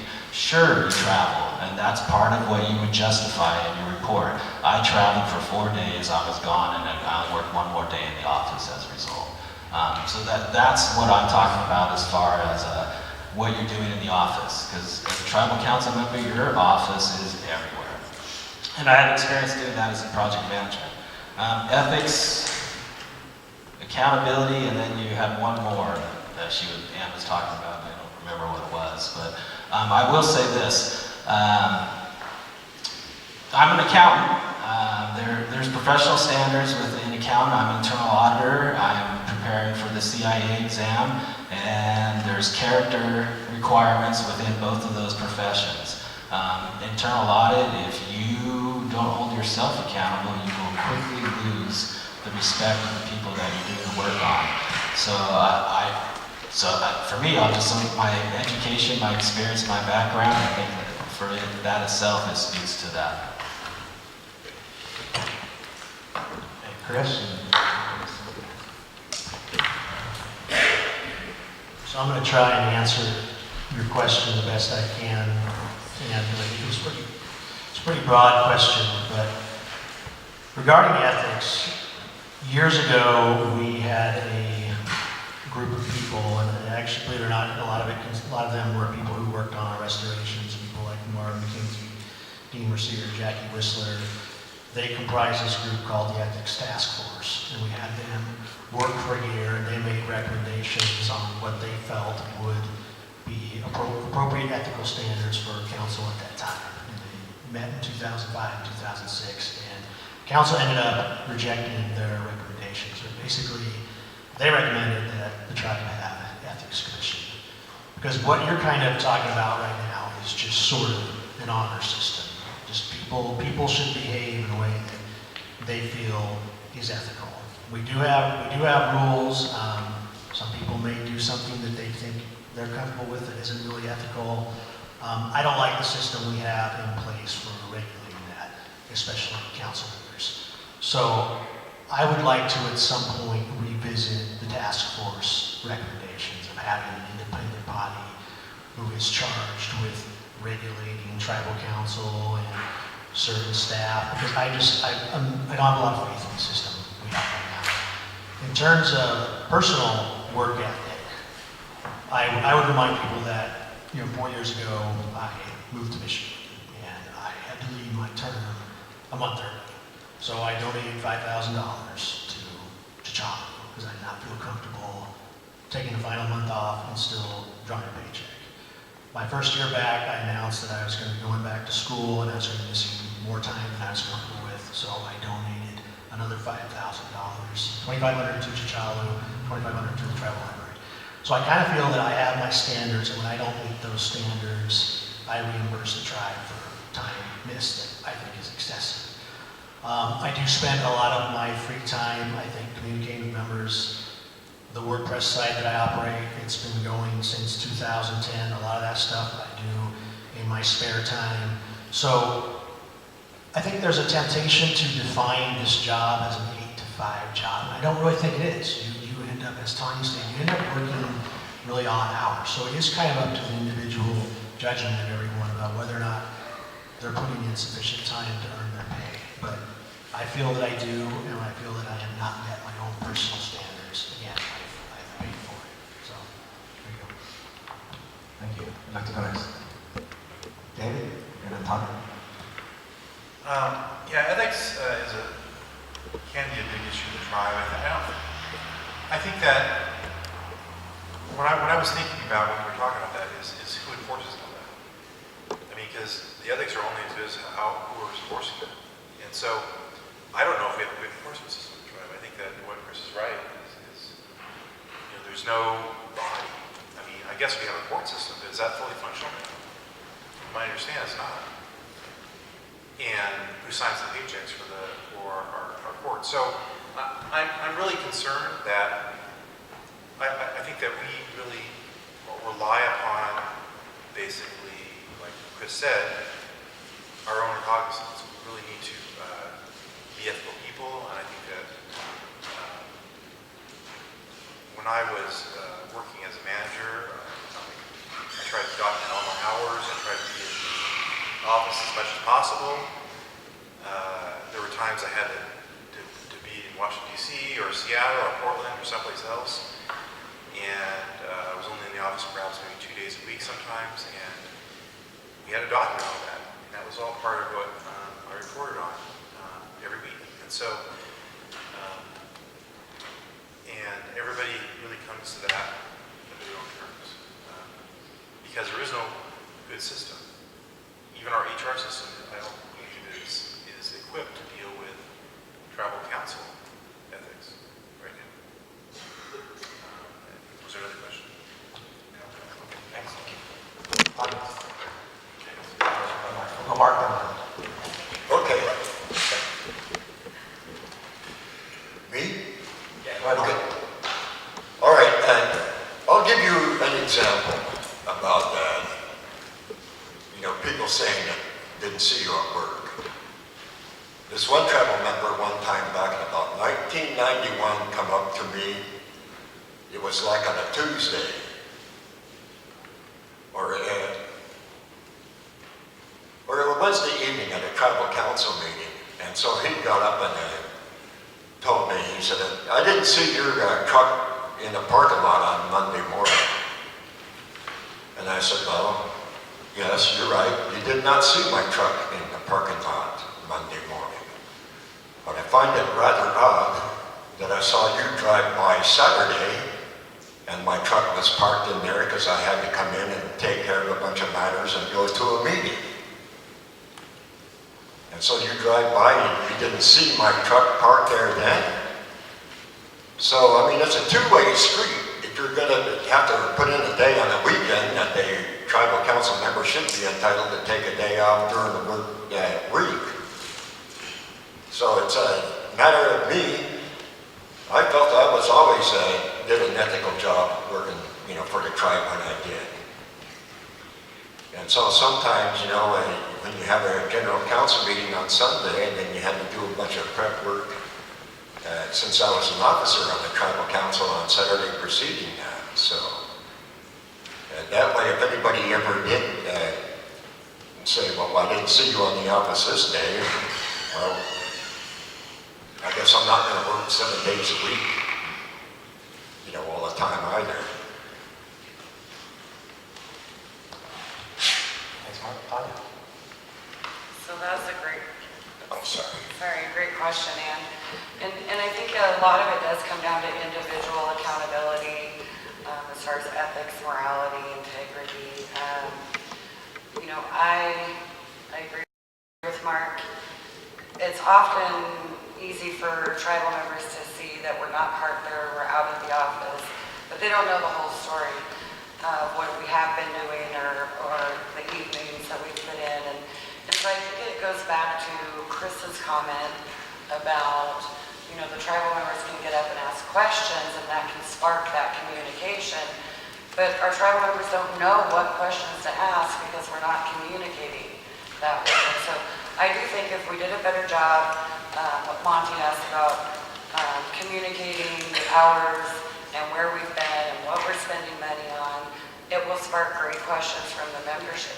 And if they want to know why Chris wasn't in the office on Wednesday, they can ask Chris at a meeting or they can email him. Same thing with me. But oftentimes the tribal members don't know what to ask because we haven't communicated the basic information with them.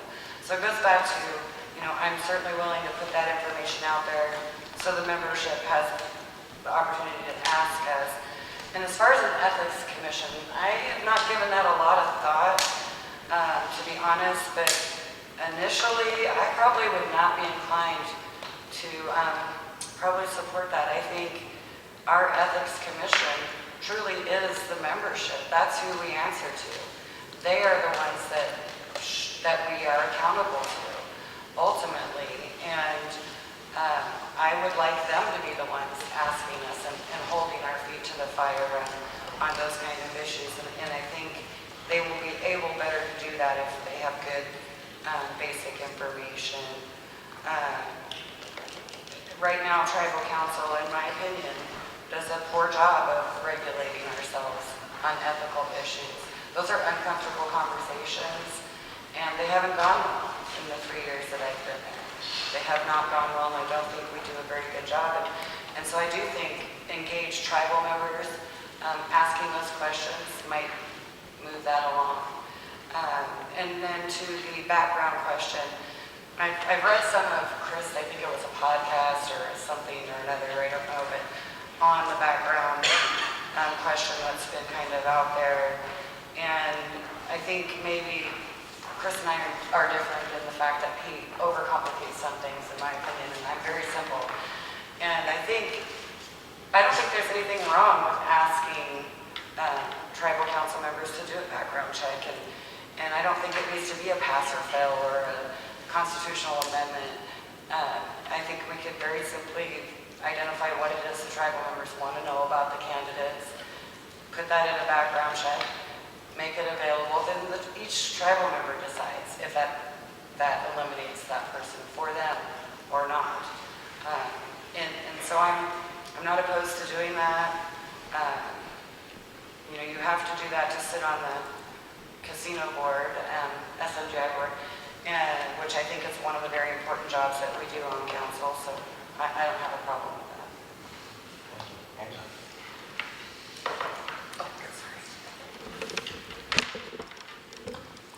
Okay, so that was quite a few questions in one statement as well. So I would like to address the standard accountability. I think that, as Monty said earlier, if we did enact that at general council meetings where each of the council members takes a moment and talks about how many hours we worked, what we've been working on, how much money we've spent, that right there would start to show their accountability and whether or not they are working and not just taking extra time off. I would also like to add, I believe being a council member is an exempt position, meaning you're not limited to 40 hours a week. I've worked many exempt positions, and HR at the casino, I was available 24 hours a day. It didn't matter if I worked 8 hours. If I got a call, I'm going back in. And that's just what you do. You dedicate yourself to this position. If you are running for council, I expect you to be dedicated to be available to membership as well as other council members. I think that to be in this position, you obviously have to be professional and you have to be, again, accountable. In regards to my work ethic, I have been working full-time since I was 15 years old, as well as going to school full-time for the past 6 years, and raising 2 children. So I think I'm pretty good at work ethic. I'm no stranger to it, that's for sure. I think we all need to be responsible for ourselves. And again, if membership has any questions, be open and ready to answer those questions. As for background checks, I have no problem with the background check. At the casino, everybody is required to pass a background check to get a gaming license. I have no problem with requiring background checks. And Michael, did you already do it? Okay. I wanted to see you again the last one. So last question from the audience, and then we're going to have closing statements from you guys. Hi, my name is Justine Colton. I'm the oldest daughter of Mike Colton. I think I know all of you have met you guys at one point or another. I would like to ask you guys to rank education, culture, and per capita as far as importance to the tribe as a whole, and then briefly explain why you chose what you did to put it number 1. Great question. So rank 1, 2, 3, education, culture, and per capita, and explain why you rank them that way. Take a moment to do your ranking, and who would like to go first once you're ready? Yeah, go ahead. Thank you, Justine.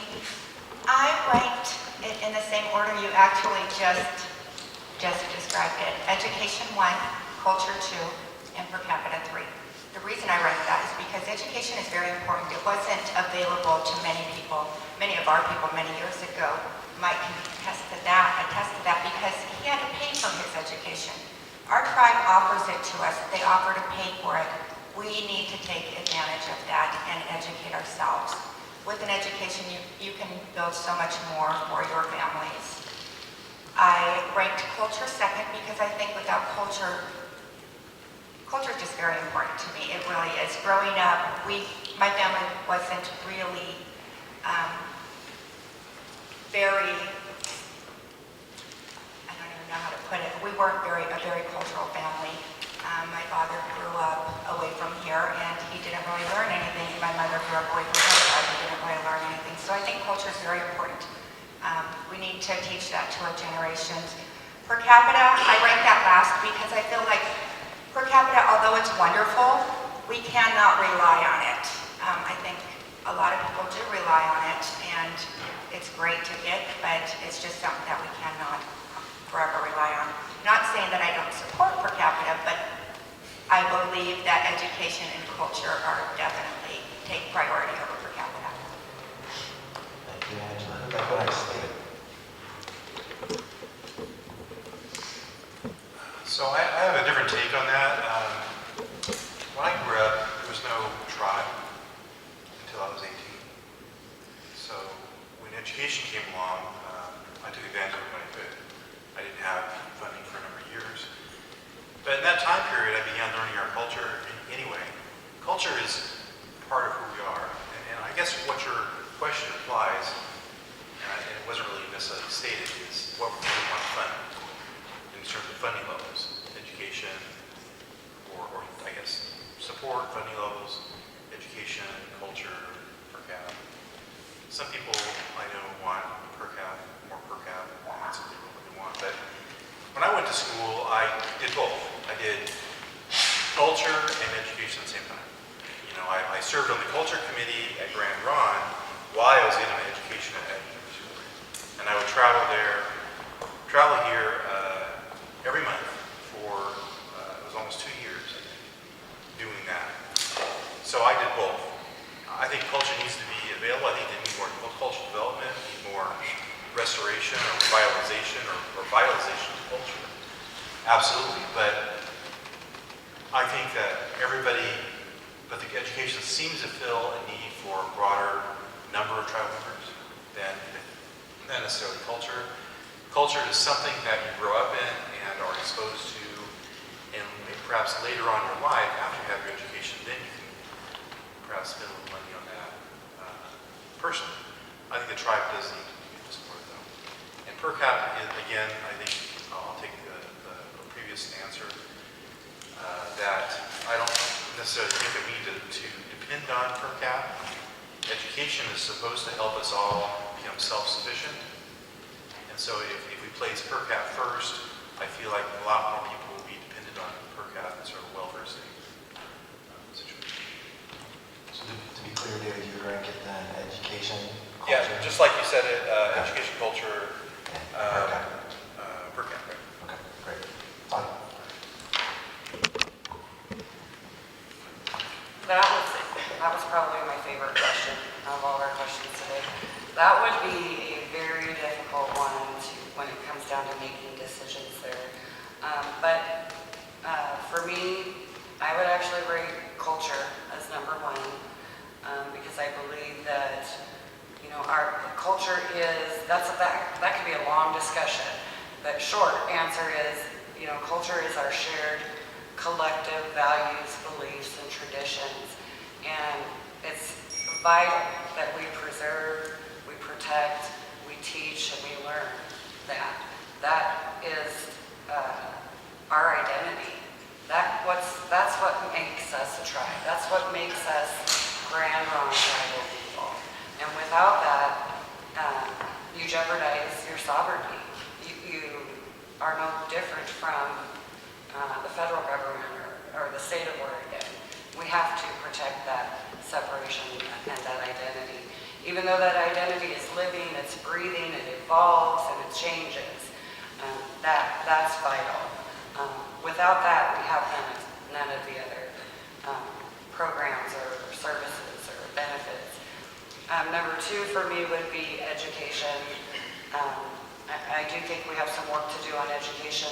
I think we've made great progress, and we have a lot of tribal members graduating with, bachelor's, master's, doctorates. There's still some work to do with those tribal members that aren't college bound students, and we need to do some education there. And then number three would be per capita for me. So. Okay, so culture, education, per capita. Great, thanks. So I'd like to go next, Chris.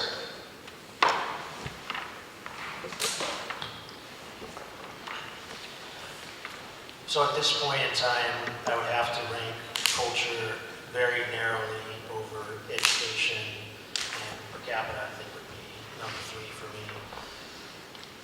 It's interesting you raised this question because I actually wrote about it on my website several days ago. But my understanding in terms of our culture and our traditions is that when the tribe got restored, we had to demonstrate that the tribe engaged in a lot of cultural practices and maintaining traditions, just to prove that they were a separate people from mainstream society. And I'm not an expert on restoration, but that has always been my understanding. So it is, I think, a little disappointing that the culture endowment took so long to be established.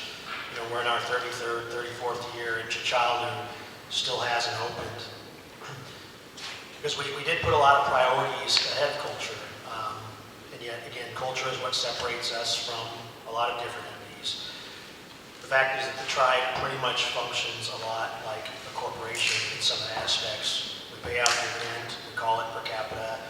We attempt to influence public policy. We lobby senators and stuff, just like corporations do. But very specifically, it's culture that is supposed to distinguish us from these other entities. And that's why I think the reason I rank it highest is because I feel like it's been put on the back burner for a long time since the tribe got restored. And I'm looking forward to the days that Chichalu opens. I wouldn't mind taking Chinook again. I found taking those classes to be very useful, and I realize I need to be more active in some other cultural areas as well. Education I rank because it does go to the tribe's message of self-sufficiency. And I think now more than ever, there are educational opportunities for people of color and specifically for Native Americans. And the tribe is doing everything possible to get people to go down that path. If you get an education, your quality of life will improve. Statistically, your quality of life is likely to improve. Your earning power improves.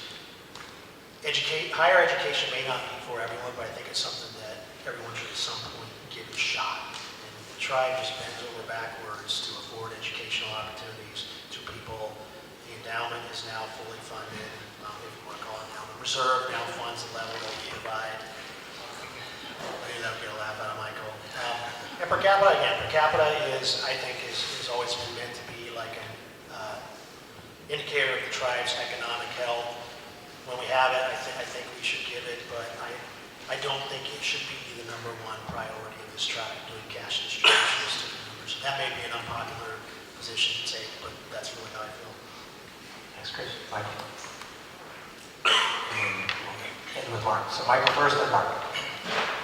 All right, Justine, that was a great question, and it really made me sit and think for a little bit because it is such a good question. But for me, one, culture is just kind of who I am. So, you know, to rank that, I had to really struggle with that and think, well, it's just who I am. So, but I do think it's number one, and this is why I think it's number one, because I think it should be embedded in everything we do. Every business thing that we do, it should be part of that too. So for an example, recycling programs at the casino, we don't have that. And to me, that's I just can't understand that. How we go through so much product, how we aren't first on recycling in our own businesses. And not only just that, we have on our walls at the casino where it says we're going to be responsible stewards of all our resources, including human resources. And so, as an internal auditor, I would love to see that what we believe culturally is embedded in the casino and is audible. So we can point to it and say, no, this is what our tribe believes in. We want to see your goals and objectives to match that. And then we can audit that and show and demonstrate that, yes, management is doing that. And that's always the best outcome of any internal audit, that management is doing what we want them to do and what we value. And education I would rank too, but I think it's important that we start talking about education in the trade schools too. We don't do enough of that. And we've had a job posting at the casino for, a long time for HVAC person.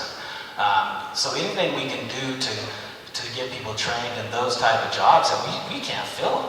I know we've had an internship for the wastewater treatment plant, and that worked out.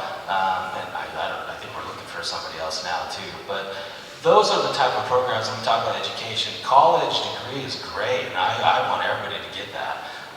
But it isn't for everybody. And so what are we going to do for those that's not the course? And I don't think we do a very good job of that. I'd like to see more of that. And per cap, of course, very important, but I think it's when we've taken care of everything that we value culturally, then that's what's left over per cap wise. That's what gets distributed to the members. It's really hard to just rank these like that because there's so much that goes into all of them, but I would say culture, education, and per cap. Thank you. Mark, you want to bring us home? Okay, I guess I would rank education as number one, but then with regarding the culture, you know, that sometimes the education and culture would work hand in hand. I really don't know a lot about the culture. I mean, my culture is get up and go to work and show up on time and do the best I can in my ability. That's part of my culture. So, as far as per capita, I really don't know. I'll rank it third, but if people see it as a problem, then what are your suggestions for coming up with a solution regarding it? I guess that's what I would have to hear the input from the general membership about that. All right, so it sounds like education, culture, and per cap. So thank you everyone for the great questions from the audience. We're going to go ahead and give you guys 2 minutes to get your closing. Can I ask a question about what subject here we just went through? I was trying to get us out of here by 12:30. Can you bring it next weekend to Portland? Yeah, I'll ask them after. Okay, you can ask them individually anyway. So I'm going to give you guys 2 minutes to close this out. We'll start on this end. Since we started down here on the opening statements, we'll start with Tonya and we'll work this way. Tonya, please, 2 minutes. I'll be short and sweet. So I hope to see all of you down at the powwow as soon as this is over and in Portland next week.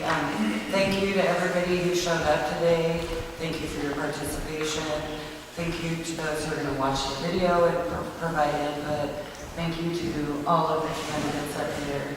It's not easy, even for me, after 3 years of public speaking, like you said, it's still stressful to get up here.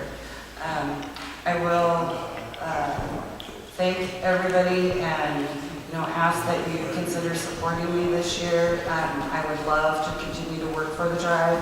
I think I've done a very good job. I don't think I know everything. I think there's still a lot for me to learn. There's a lot for me to give. But whether you support me or you support anybody at this table, it's just most important that you vote. Get involved, get engaged, and get educated. Thank you, Mark. Okay, well, I believe that, or I hope I covered all the topics that I thought that are my priority, that help determine the direction that I would like to see the tribe go. And so I'm just going to ask everybody here present today for their vote. See that I can get the opportunity to do that. Thanks, Mark. Angela. Our tribe is currently facing many challenges, and I think if we work together and communicate effectively, we can overcome these challenges. I believe membership has great input, and I'd like to hear any comments, questions, or concerns you all have. And I would like to ask your support in this campaign. And if you have any questions, please reach out to me. Those members viewing this video can email me at angelaforcouncil@outlook.com. Thank you. Michael. Like Tonya said, thank everybody for coming, and thank especially those that are viewing, because I know it's hard to get here. So I hope there's a lot of people viewing this as well. And thanks, Brian, for your participation as well. And everybody else, just like everybody else, it is a very hard thing to do. I know from having tried last year, it's not easy. In closing, it's important that we have conversations, and especially if I talk about 75 years, that's a lot to think about, but 5, 10, 15, 20 years, the only way we get to where we all have buy-in on the direction we're going is through conversations. And, again, we'll go back to my experience at the casino. My job as an internal auditor isn't to put my thumb down on somebody, isn't to catch somebody or anything. My job is to start conversations on ways to improve operations, whether it's efficiency, effectiveness. That's my job, and that's what I do. I like to have conversations, and then once we have them, we got to take action. So that's the commitment that I will put forward if you choose me to be a tribal council member. I'll be out there, I'll put myself out there, I'll own my decisions, and I hope to have many, many conversations with all of you. So thank you all for showing up and asking me to run these many years. I would not be here today except for many elders in the community, many tribal council members have asked me to run for many years now. And that's why I'm sitting here today. In my work, my main work, I research the history of the tribe. I'm finding histories now that nobody has probably seen in the tribe for 100 years or more. Experiences of tribal people. One of the experiences I recently came upon was a treaty negotiation between the Wascos and Isaac Stevens, who was the first governor of Washington. In that negotiation, they were talking about the land and the meaning of the land and people. And the chiefs were very strong, and they said, we don't want to give up our land. That's our heart. And that really got to me, because that's exactly what our chiefs have said here. When Chief Sandiam was speaking for the Treaty Commission, he said, this land is our heart. We don't want to leave our heart. We'd rather stay here. We'd rather be shot than leave. And I think that's what a lot of people are looking for, the return of that heart. We need to feel that, and that's our culture. That's who we are. And I feel that I want to help with that as much as I can. Thank you. And Chris. I always enjoy these forums. I didn't used to enjoy them in the past because I would get really paralyzed after to speak publicly. And it's just one of those skills that this position forces you to get comfortable with. I hope you'll vote for me. If you don't vote for me, I still hope that you vote, because we participate in a lot of elections, state elections, federal elections, county elections, but our tribal elections, if you follow the last couple elections, have come down to a handful of votes. So I can't think of any elections that we as tribal members participate in where our vote really does count. It really can make a difference. I just want to keep on the path that I have been pursuing. I'd like to open things up. I'd like tribal members to be just as privy to a lot of the information that I have been as a tribal council member. Again, I just want to blow the lid off and just let people in the know. If I don't make it, I've got a backup plan. I'll just go back to school. So, anyway, thanks for coming out, and you're always welcome to email me with questions or call me, or Facebook Messenger seems to have replaced email anymore, so you can do that too. So, anyway, thank you. Thank you. Let's give a round of applause to our guests again.